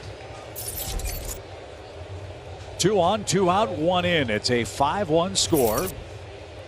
Matt Olson, 68 RBIs. Will try to add on right here.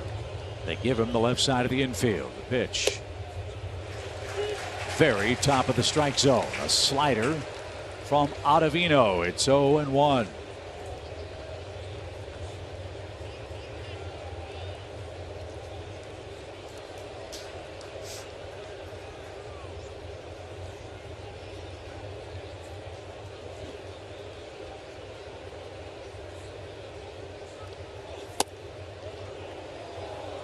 Ottavino, over his last 32 innings, has allowed 4 earned runs and 31 strikeouts. He has been an extremely dependable Mets bullpen arm.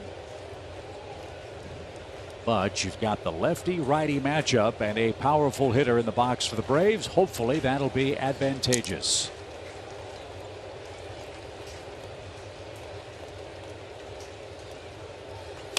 Line drive into right field. That's going to get down for a base hit. Here comes Ronald around third.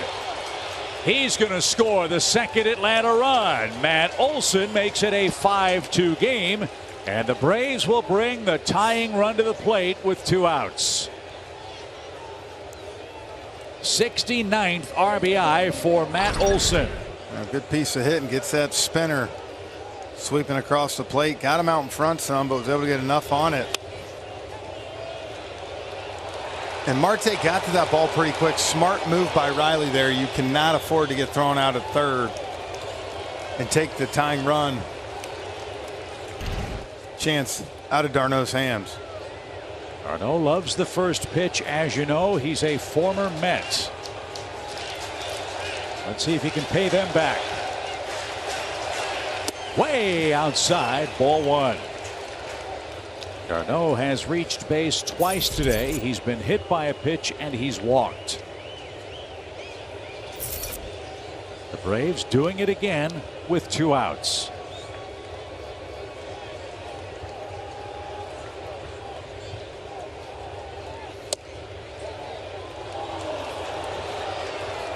You can understand why the Mets thought that was a strike.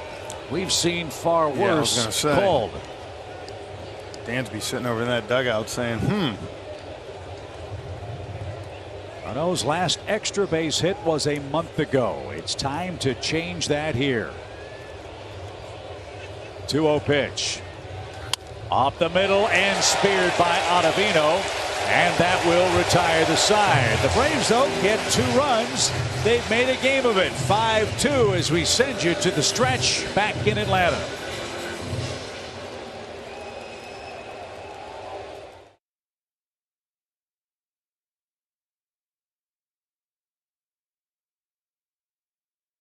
Couple of runs in the top of the 7th inning. Now the job for Bryce Elder. Hold the Mets right there. Don't give him anything else. He will face McNeil, Canna, and Luis Guillorme for New York in the bottom half of our 7th inning. Bryce Elder, the 3rd Braves pitcher to work in the game. Both Atlanta runs scored are charged to Seth Lugo, who was the 2nd Met to pitch. Yeah, so you can keep him right here. 3-run game.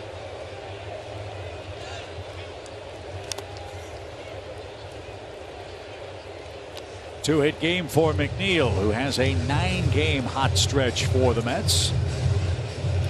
He also has driven home his 42nd RBI. More than 2 runs New York got last inning offensively hurt. Those don't score, you'd have a 3-2 game.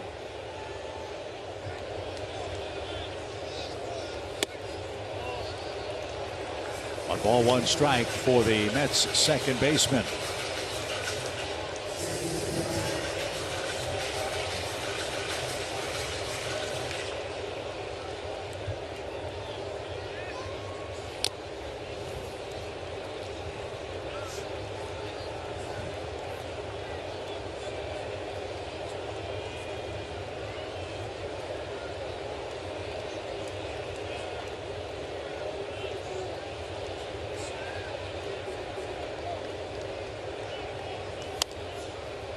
How did McNeil get the bat to that ball? That was almost above his left foot.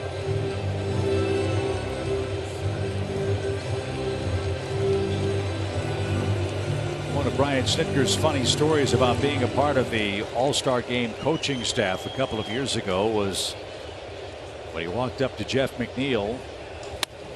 Line drive into left, and it is caught. Nice play by Robbie Grossman, who went to a knee. McNeil did that to the Braves a lot a couple of years ago, and Brian Snitker jokingly went up to him and grabbed him by the lapels and said, "Who are you?" Well, good job by Grossman. Look, when McNeil's up, only 2 home runs in his career opposite field. I love the idea of playing him shallow there, taking that away. And if he gets it over your head, then you know what? So be it. But that's his kind of patented move there, especially with 2 strikes. Good job.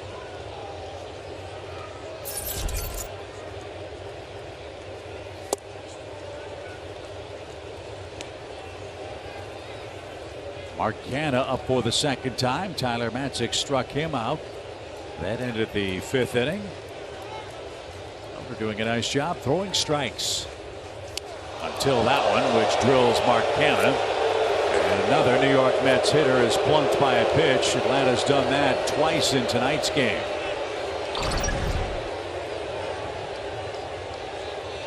And that sinker in.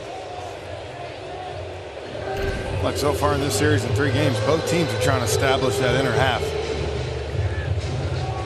Canha trying to walk that one off as he limps down the first base line past the first base bag. So Kelly, Bryce Elder pitching out of the bullpen for the first time with the Braves. He hopes to stick. What adjustments is he trying to make with Atlanta now? Well, as you mentioned earlier, Chip, you know, this is one of the young, promising pitchers within the Braves organization. We saw him earlier in the year pitching in his home state of Texas, sent him back down to Gwinnett to work on some things. But along with the, of course, physical side of this game, right, the mental and emotional side, and he said at one point this season he really had to take a step back and stop seeing games as AAA and or games at the major league level and just see them as a chance to go out there and prove himself every single time. So I know he's coming out of the bullpen today, but I think the way he's looking at this is one more chance for Snit and this Braves, coaching staff to have eyes on him here today. Yeah, great point, Kelly. I mean, when you go down like that and you come up, what's the one thing they're going to see? Okay, he needed to work on this, and this when he was down in AAA. What has he done to correct it? I think one thing we can both agree that I know I wanted to see, Chip, and we've talked about for him, is pounding that strike zone. There were some starts where I think he had 5 walks that one start. See that control, and as you keep doing that, you'll get more opportunities up here, and eventually the goal is to stick. His first start on April the 12th, 5 2/3 innings, no walks. Yep. That was a really, really good outing. That was a game the Braves clobbered the Nationals earlier this season.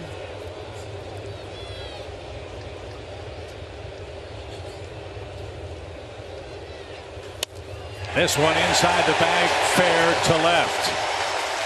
And Canha won't advance past second base as Guillorme has a pair of singles in the game, first and second with 1 out. And the 9th place hitter McCann is coming up.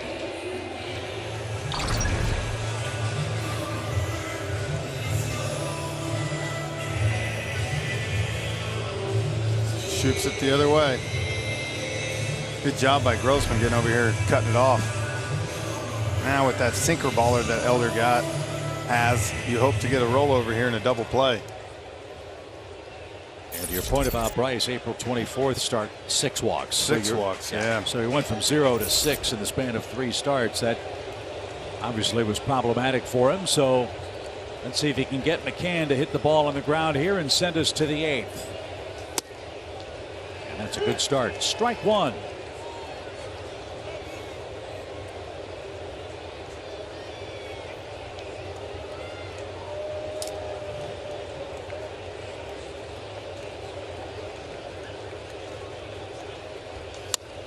Over third into left field, a base hit. Canha got a late break. He's going to come around to third.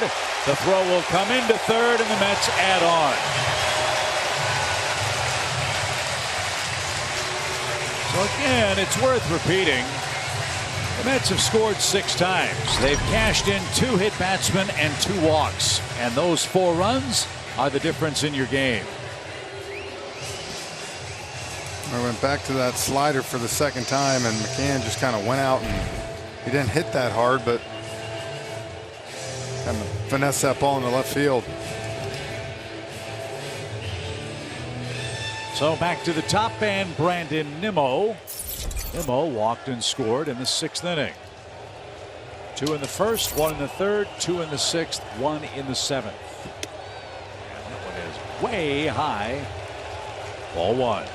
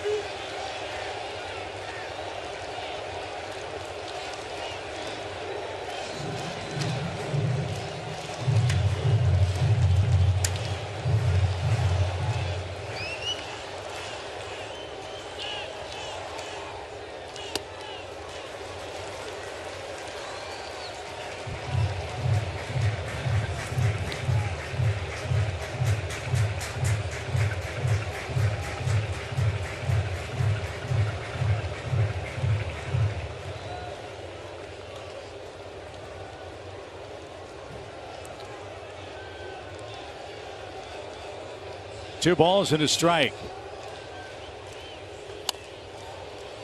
That one hops into the Mets dugout.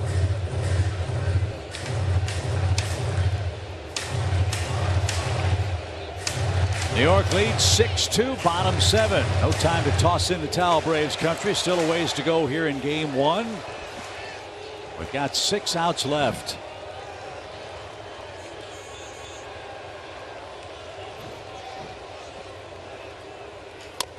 Slowly hit. Arcia, glove flip, high throw, everybody safe. Another Mets infield hit. It's enough to drive you crazy.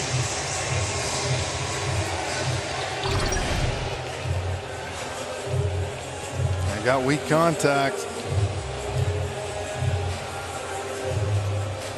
I think going back, RC is probably going to wish on this play, Chip, that he'd have grabbed it real quick and tried to fling it.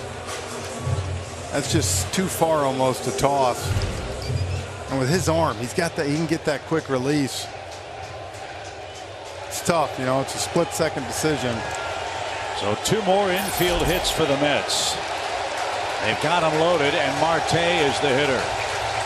No place to put him with 1 out.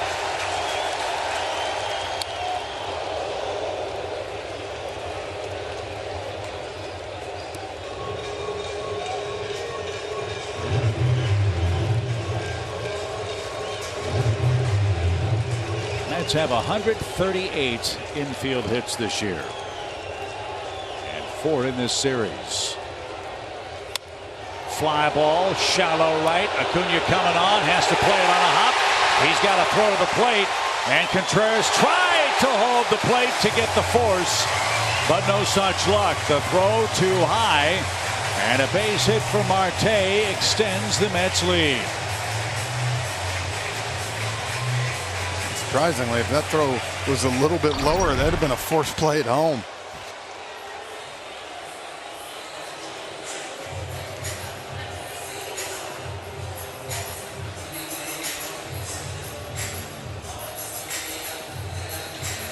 Just a little too high and out of reach of William Contreras. So the Mets, after the hit batsman, 4 straight singles. They've scored 2 more runs. And now Francisco Lindor with a 3-hit, 2 RBI, 2-run game stands in.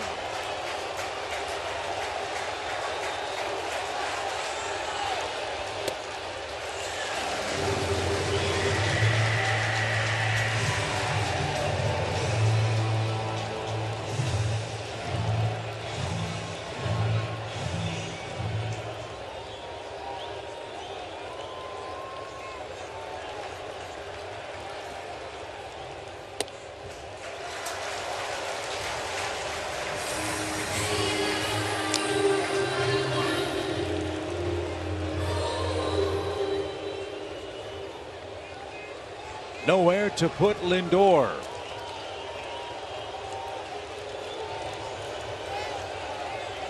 Who is closing in on the all-time single-season RBI record for a Mets shortstop. Lindor now with 76 of them. Jose Reyes has the all-time franchise mark. Fly ball left center. Harris going back to the warning track. He's going to have room. 2 runners will tag for the Mets.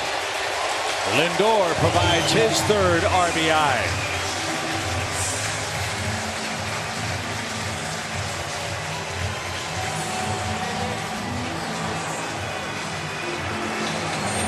Nimmo moves to 3rd. Marte back to 1st. McCann scores the 3rd run of the inning, and Pete Alonso is the 8th man to bat.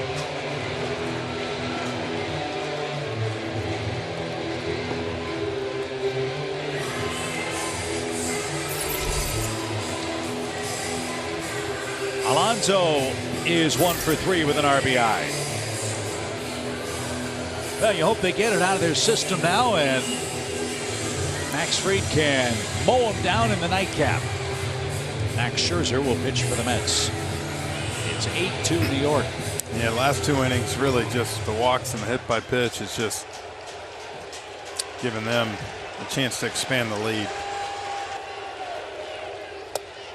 Mets have scored 5 runs on 5 hits with 3 walks and a hit batsman.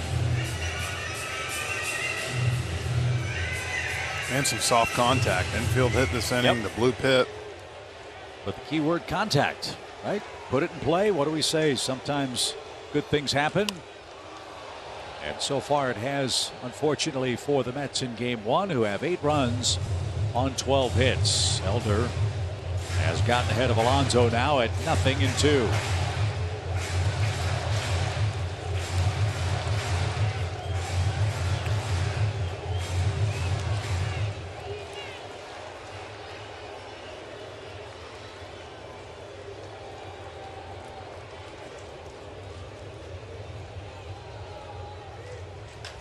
High fly ball left field. Grossman back to the wall. He's got just enough room.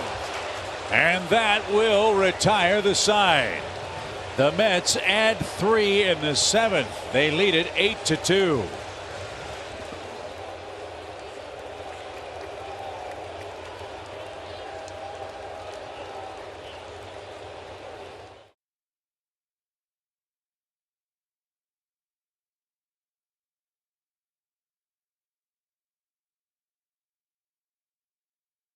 Of the 8th inning. Truist Park offers exclusive premium clubs that combine spectacular views of world-class baseball with first-class amenities. The new Delta Sky 360 Club has been renovated and has over 8,000 additional square feet. It's a great place to watch a Braves ball game at Truist Park. Go to Braves.com/premium to learn all about it and join the 2023 premium membership waitlist. 5 runs for the Mets in their last 2 trips to the plate. Robbie Grossman will start the 8th for Atlanta, his first start as a Brave. Grossman is 0 for 2 and earned a 6th inning walk. Grossman should have had a 2nd walk in the 4th inning, but he was called out on a questionable 3rd strike call.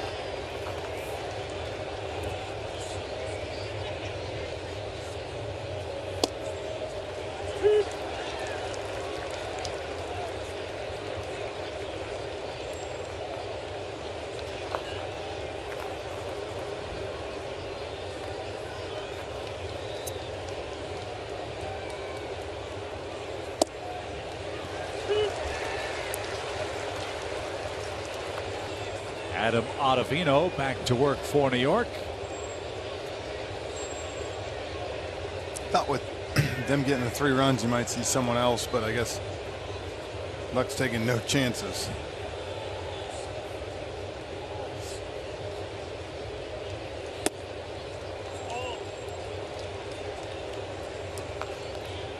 Guess it's like anything. He's already warmed up and gone. You've probably burned him for the night game, so Squeeze another inning out of him with a 6-run lead. We'll see how it plays out.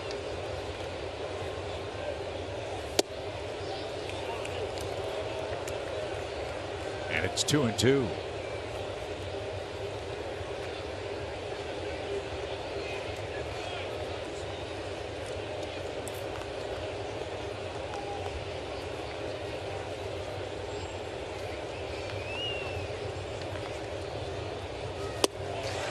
Didn't get the breaking ball. Grossman is down on strikes.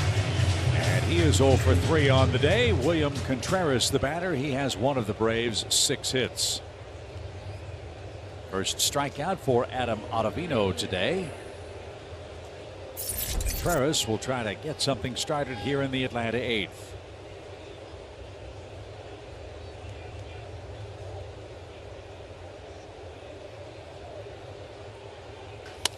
That one on the ground, and he does have a 2-hit game.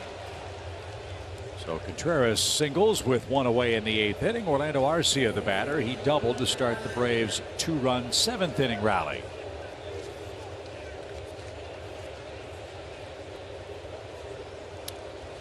For Arcia, his 2nd hit of the year against the Mets pitching staff. If you're just joining us at the bottom of the 4 o'clock hour, this game was started by David Peterson and Jake Odorizzi. Odorizzi making his Braves debut today. Had some tough first inning luck. Went 4 2/3 innings, allowed 3 runs.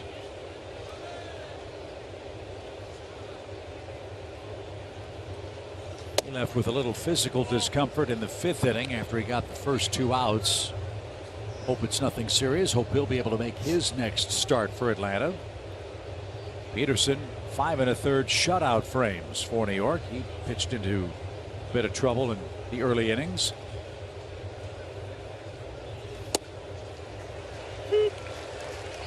Braves 2 runs came in the 7th inning. Arcia's leadoff double. Acuna brought him home, then Olsen with a base hit. But the Mets, with 5 runs in the 6th and 7th combined, now have a 6-run lead. Driven to right. Marte will drift back, but come in a step now and make the catch. Arcia's retired for the 2nd out, and Michael Harris will try to keep the inning alive. Michael is 0 for 3.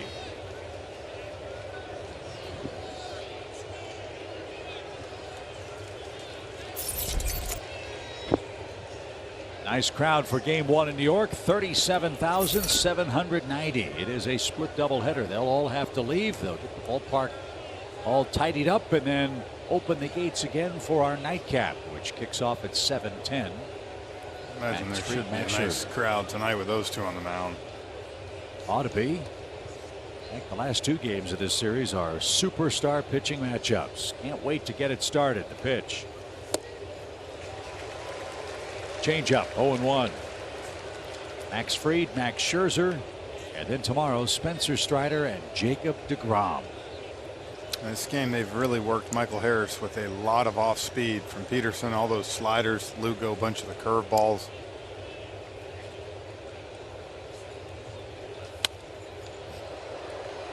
And then sure enough gets fastball and was a touch late. Yep. It's 0-2.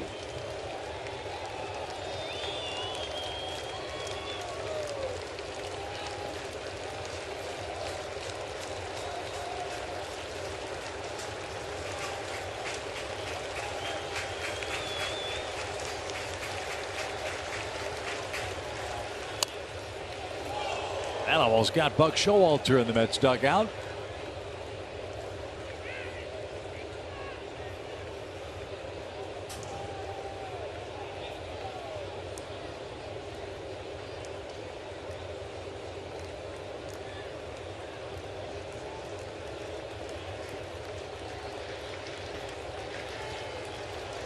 Again, Ottavino ready with his 0-2.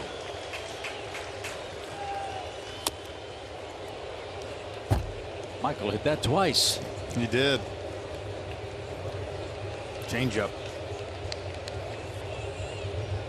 After he tapped it off the plate, the ball was deflected again on the big backswing.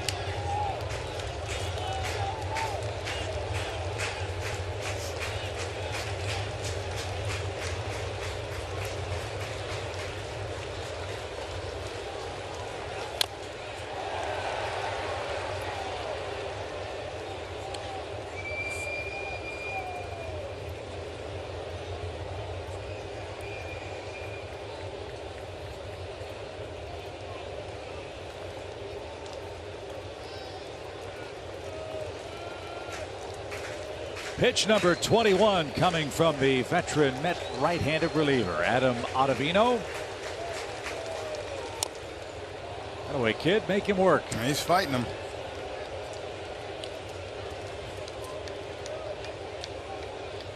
Change up some slider. See now if Ottavino tries to climb the ladder with a high heater.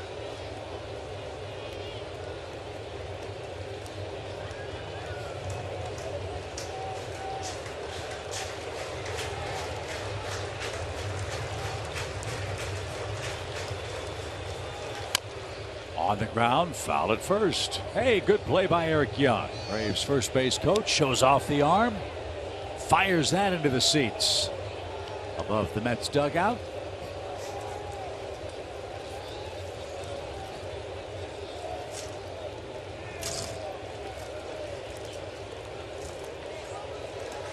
And now pitch number 23 coming for the Braves. Rookie of the Year candidate Michael Harris.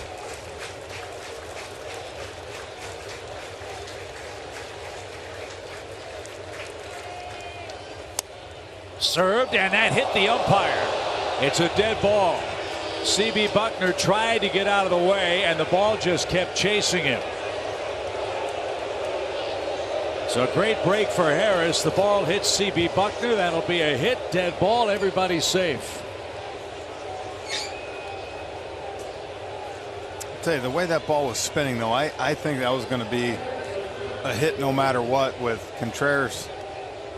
He was going to make it to second, so he would have had to throw Harris out at first. I don't think that was possible.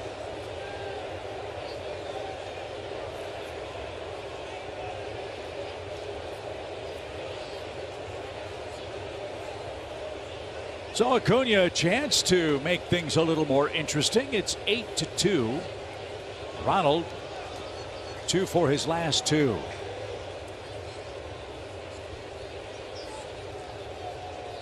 And that one gets away. Everybody moves up 90 feet.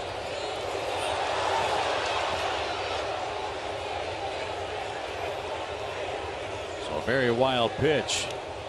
Look, you feel bad for any time an umpire gets hit with a batted ball. There was nothing C.B. Buckner could do on that play. It had the spin coming right at him. He was trying to get out of the way. It just kept chasing him down. So a hit gives Ronald a chance to pick up 2 more RBIs. He has 7 hits now in his last 3 games. A double in the 5th, a run-scoring single in the 7th. And now the Mets bullpen is at work. Outside, a sinker. The other important thing about all these extra pitches might take Ottavino not only out of game 2 tonight, but perhaps tomorrow afternoon as well. And now with the bullpen just getting busy for New York, McCann goes out for a visit. Lindor will join as well. That's what's so fascinating, I think, Jeff, about our game, the game within the game. Every pitch means something in a big series. Even when you're down 6 runs, as the Braves are in this one.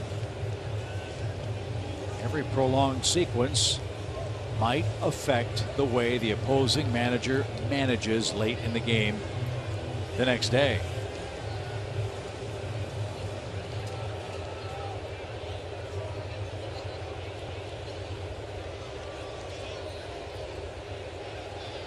So Acuna way ahead, 2 balls, no strikes. Dangerous part of the lineup is up for Atlanta. You never know. Get a hit here. Somebody pops one. And that's up and away. Ball 3. And I wonder if Ottavino is starting to run out of gas here. That's number 26.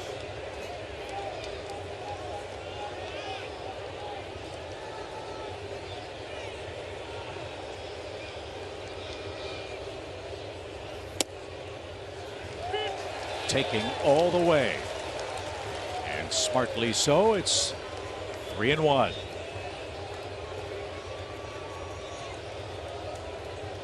Acuna 2 for 4 against Ottavino in his career. Those 2 hits, doubles.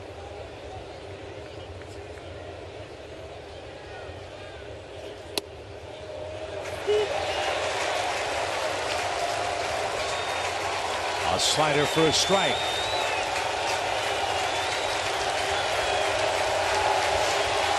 Don't let Jeff Nelson decide the outcome, Ronald. Everybody up in New York. Wind howling out toward left. And Ottavino readies with a payoff pitch.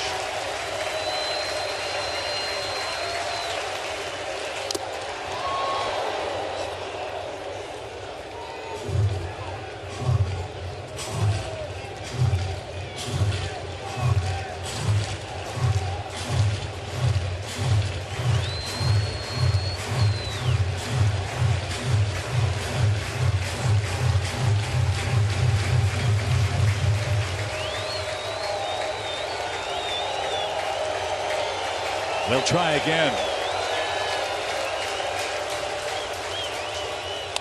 Back our way. Too close to take. Ronald fought it off. And Ottavino now up to 30 pitches. Michael Givens is up in the Mets bullpen.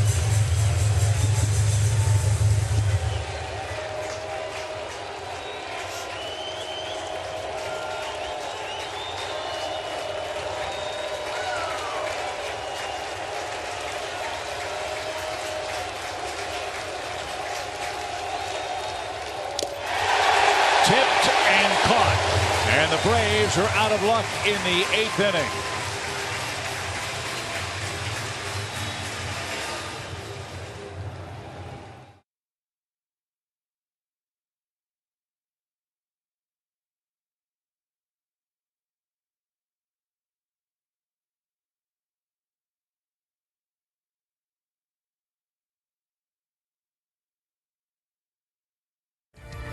Your local Ford dealer.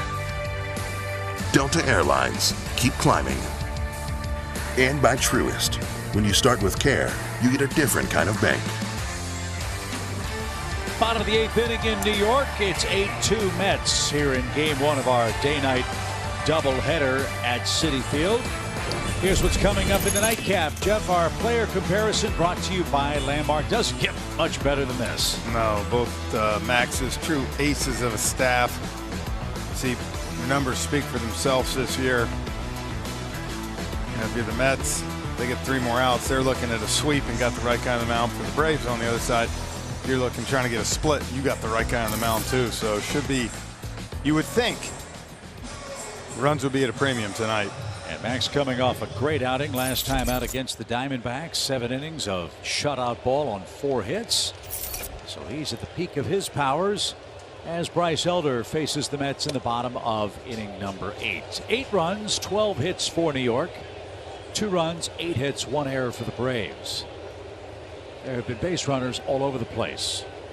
21 combined men left on here in game 1. 291 pitches thrown coming into this inning.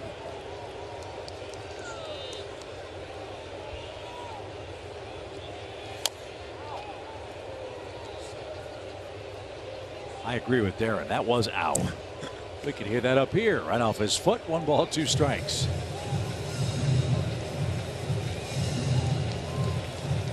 Ruff checked in the 6th inning and struck out. Chance to get him acclimated with Max Fried facing the Mets. Max a left-hander. Ruff part of their lefty-righty platoon, and he can hit righties too. Darren Ruff with a leadoff single in the New York 8th. They've got 13 hits here in game 1.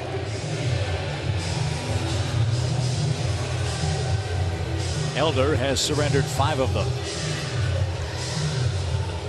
And Jeff McNeil's up. He's 2 for 4 with an RBI. That came in the 3rd inning.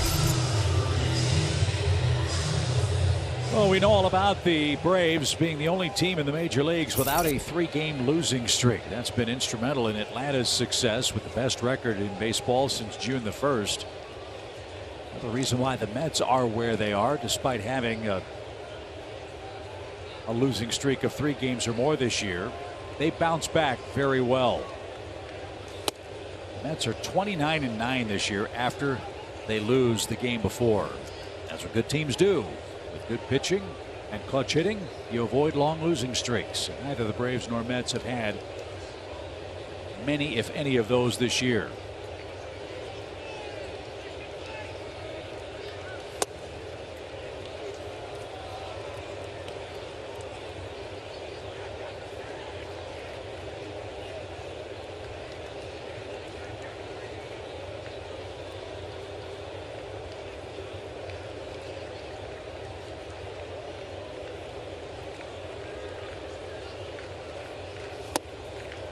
Yeah, he went. It's 1-2. You ever swing a bat like the one McNeil has? I have not. I didn't like that. No.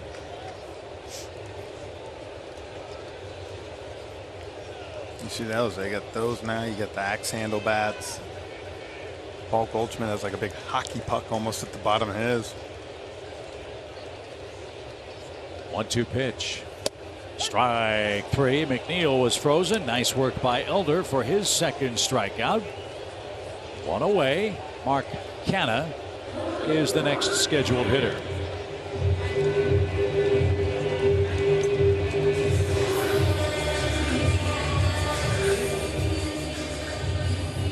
Canha has struck out. He's been hit by a pitch and he's scored a run.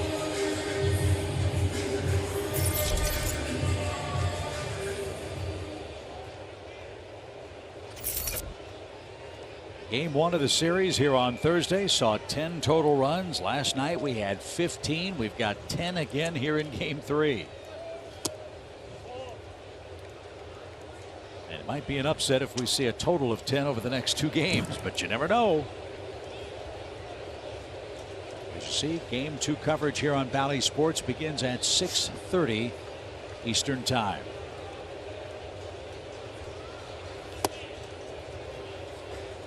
Now, a big advantage for the pitchers as we move into the late afternoon hour. The shadows above the left field and left side grandstands beginning to creep out toward home plate. Pitcher in bright sunshine. Canha has to deal with the shadows, hitting right-handed.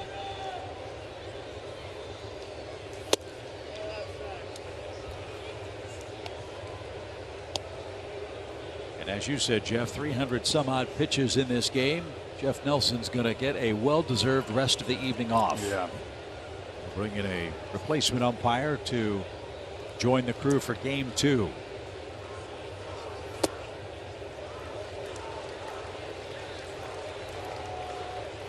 And Elder, 3 balls and 1 strike.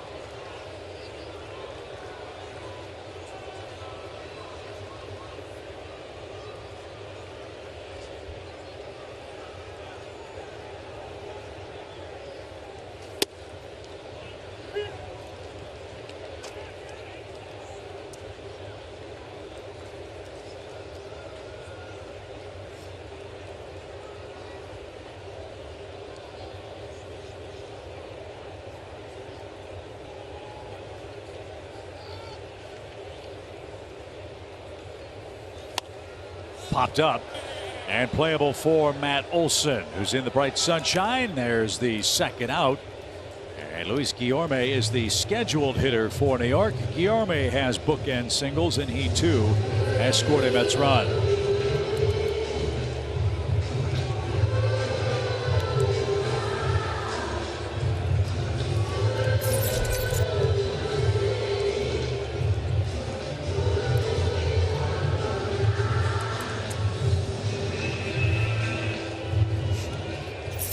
Oft asked question, what do players do in the middle of a day-night doubleheader? Obviously rest up, get hydrated, but do you really get as much relaxation as you'd hope?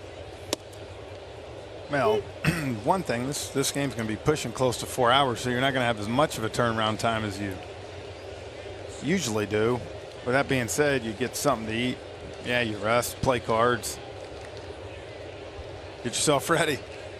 And you'd better with the guys starting game two. You know, some guys I've played with go hit a little hour nap too, depending. You know, the clubhouses now, like here at City Field Visiting Club, is so nice, so big. There's room to do that. Day-night doubleheader in Boston, not so much. Yeah. Visiting accommodations at Fenway Park are, shall we say, a little snug. In Boston, where we head next, that's upstairs. 1 ball, 2 strikes.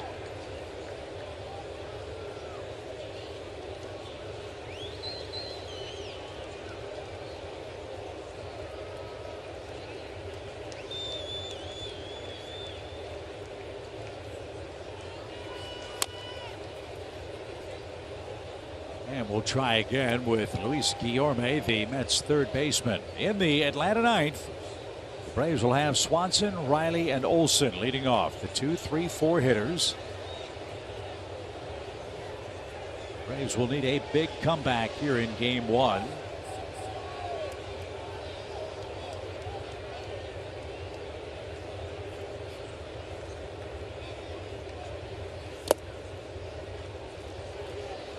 Even count, 2-2.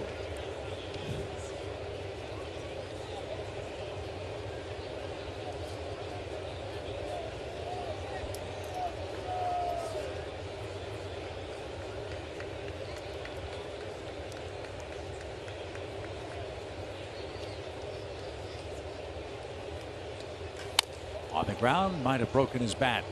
Nope.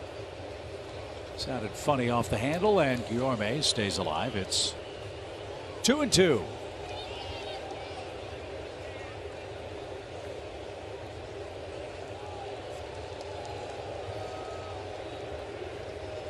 Elder pushing toward 50 pitches. This is his second full inning of work.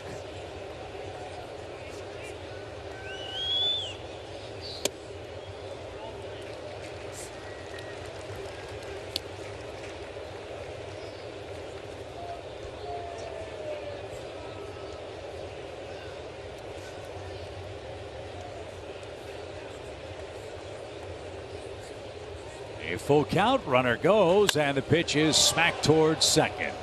And that will send us to the 9th inning. It's New York 8, Braves 2. Dansby Swanson will lead off. Hopefully starts a big rally next.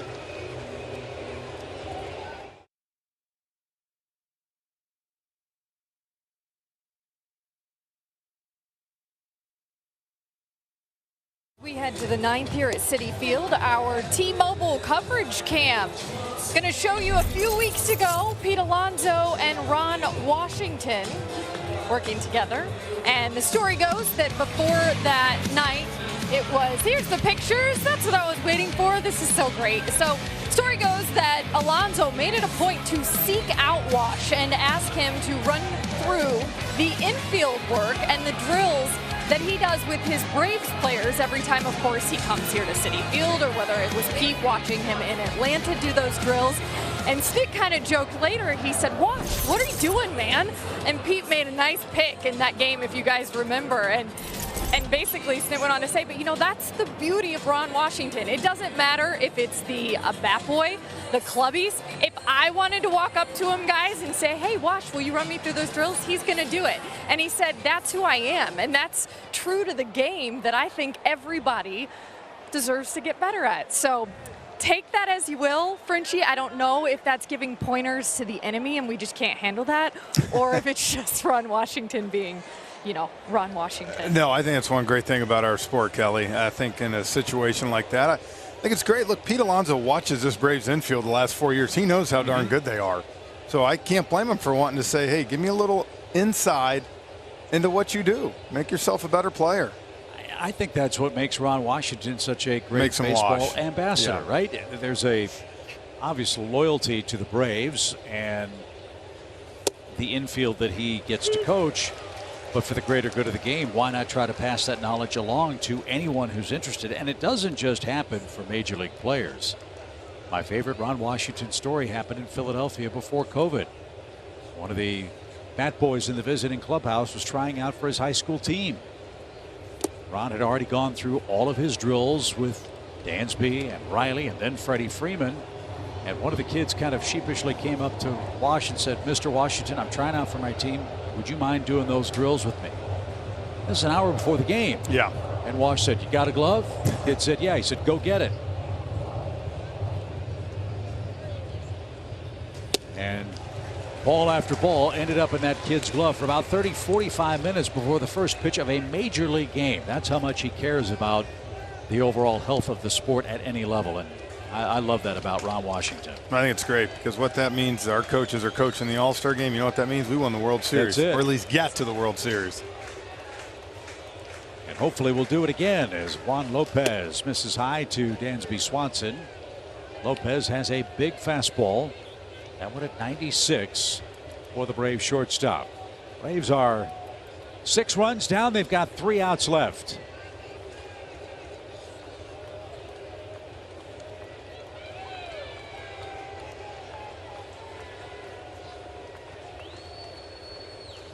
Upstairs, it's a full count. You got to play for Wash in Texas. I know you've told several great stories, but for fans who may not have heard them, do you have a favorite that you can share about Ron Washington? I think that's the key. Can I share it? Well, you probably could once. Full count from Juan Lopez. And driven high in the air toward right. Marte drifting back to the warning track and has enough room to haul that in for the first out. I remember with about 3 weeks left in the season when I was in Texas, Wash wanted to see if I could play first base. Thinking about, maybe not carrying a certain player on the team for the playoffs, so he wanted to know if I could kind of be a backup first baseman or do it.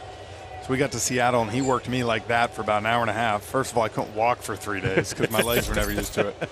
And Wash actually came in and said, "What'd you think?" And I said, "Wash, if you put me out there at first base in any sort of playoff game, you're the worst manager I've ever seen." I said, "Yeah, well, that's what I was thinking too after this. Good job." Makes you think of the funny line in the movie Moneyball, right? Where they asked the character portraying Ron Washington, "Hey, first base is easy." No, it's not. It's incredibly difficult, right? Yeah. You were living proof of that. Oh, man. But you talking about an hour and a half, he worked me over. It was something. I still tell the story all the time. He was the manager of that team. And, August in Texas, it's 120 degrees. He would throw 2 groups of BP every day. Every day. That's why I continuously say this staff the Atlanta Braves have, one of the best in the league. True baseball men. Swinging a shot hit to left by Austin Riley. He's not going down without a fight. Riley's going to have another extra base hit. He'll slide into second. Austin Riley now with 33 doubles. This one comes with 1 out in the 9th. Well, Ron Washington is a grinder. So is Austin Riley. Yeah. It'd be very easy, I'm sure, Jeff, to say, all right, let's get this one over with. But Riley's not going to let that happen. No, he got a spinner. I remember Chipper Jones all those years telling me all the time, do never give up a big league at bat. And you can see right there Austin grinding out to the end. So an RBI chance for Matt Olson. Matt has an RBI single that came in the 7th inning. That's the frame in which the Braves got both of their runs. Atlanta now with 9 hits in game 1 of the double dip. I'll tell you a few more Wash stories later, but off air. Can't wait. We'll have a little bit of time to get into a few of them.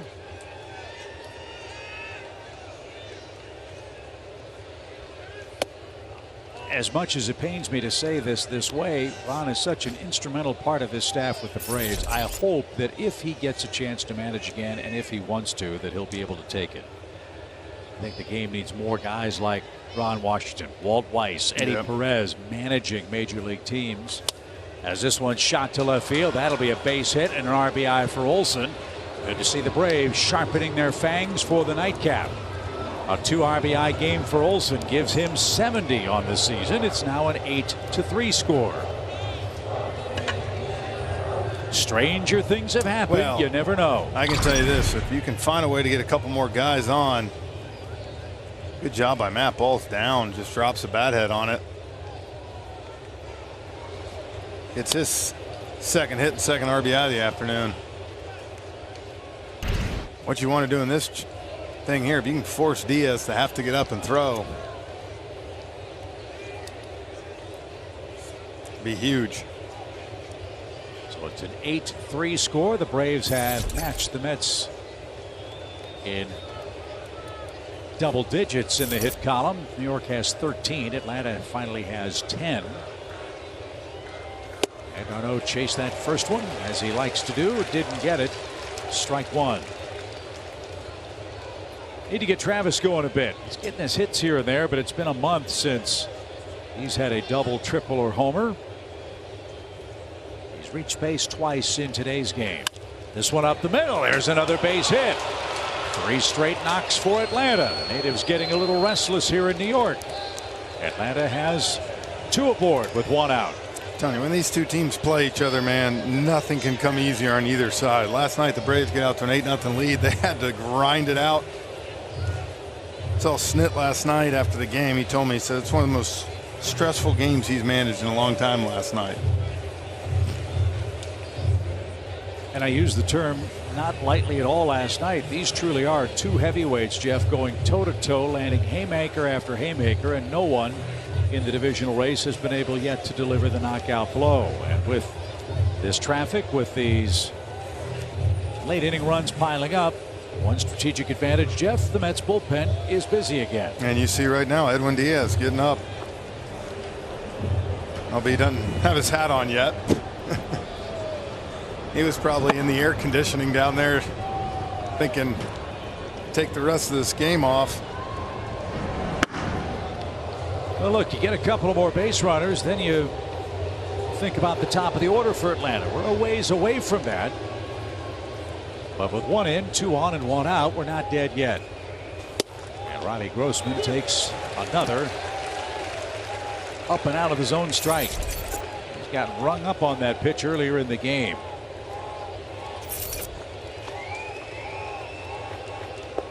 $14 pitches for Lopez, 10 strikes, but 3 straight hits. That one a little too high. Walks him here, then if I'm right, it turns into a save opportunity for Diaz. Tying run on deck.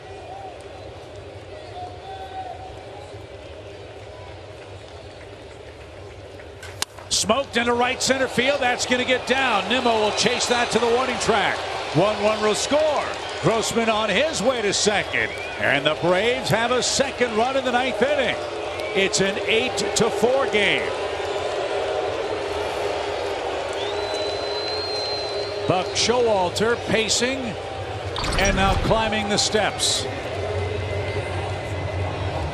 Man, you get the 2-0, hunted a fastball. Got it and drove it into that right center gap. So after the first out of the inning, the Braves put together 4 hits. They've got a couple of runs. And Buck Showalter is going to have to use Diaz, one would think, here, with the tying run coming to the on-deck circle for Atlanta. Diaz just got up. We'll see what his adrenaline level is like when we return as the 9th inning continues in New York.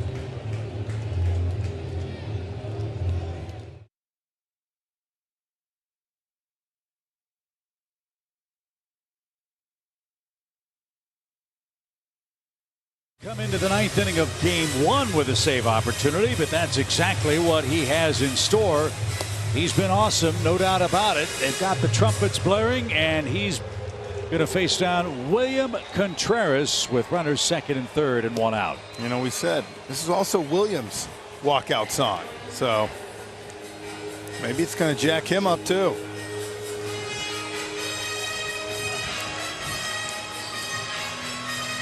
It is fun here at the ballpark. You mentioned it. All the kids are playing the fake trumpets in the stands. It's good.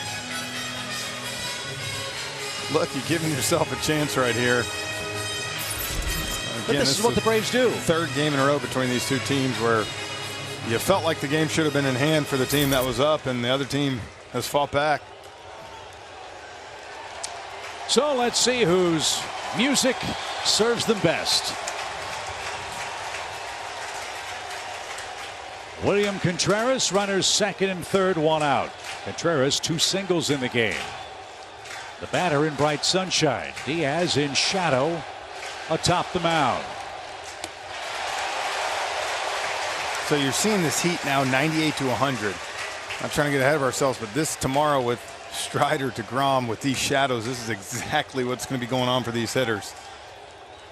It is tough to pick that up.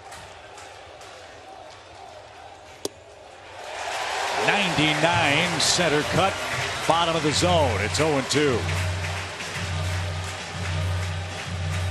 What a transformation Diaz has made after his first year in New York, where things were very tough for him.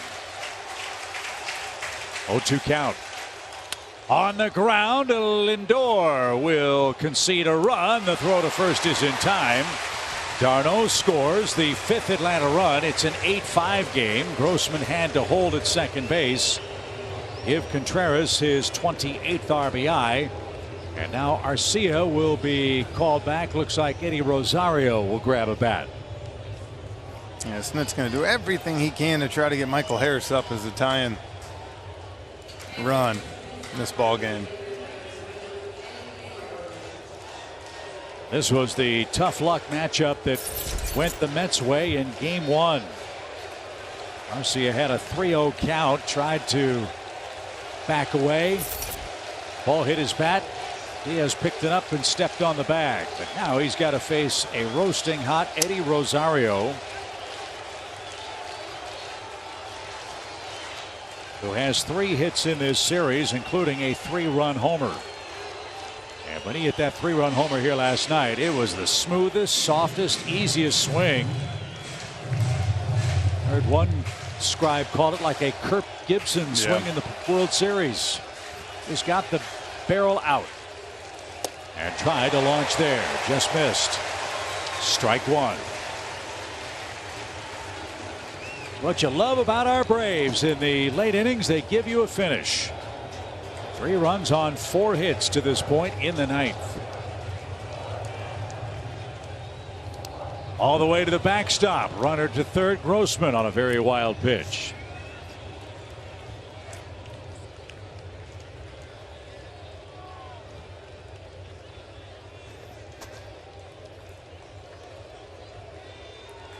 You'd love to see Diaz get into double digits with his pitch count after a 2-inning save in the opening game of the series. The first time he's ever accomplished that as a major league pitcher. And now the Braves are down to their final strike. It's 1-2 for Eddie Rosario.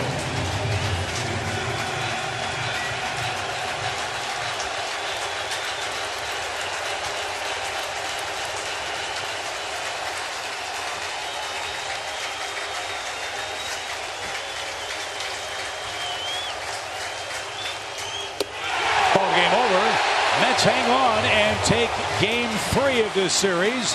8-5 is your final score. David Peterson is the winner. Jake Odorizzi suffers the loss in his debut for the Braves. And that sets us up, Jeff, for a great nightcap in game 2. Max Fried and Max Scherzer. Look, you would have loved a better outcome in this, but at least you're able to use Ottavino. He's not available. Diaz, at least had to warm up, get hot, and come in. And now, yes, you get your hands full with Max Scherzer. At that same time, you got Max Fried taking the ball for you tonight. You feel good whenever he's on the mound. So Peterson, Odorizzi, and Diaz are the pitchers of record. 8-5 is your final score. We will reset and get you set for game 2 of our doubleheader. Our coverage will start in about an hour and a half on Bally Sports Southeast. Special thanks to our fantastic crew headed by our producer Gretchen Caney. They're working overtime in the truck. We'll work overtime as well for you. Braves Live presented by Xfinity is next. Then Jeff and I will join you for game 2 around 6:30 Eastern Time.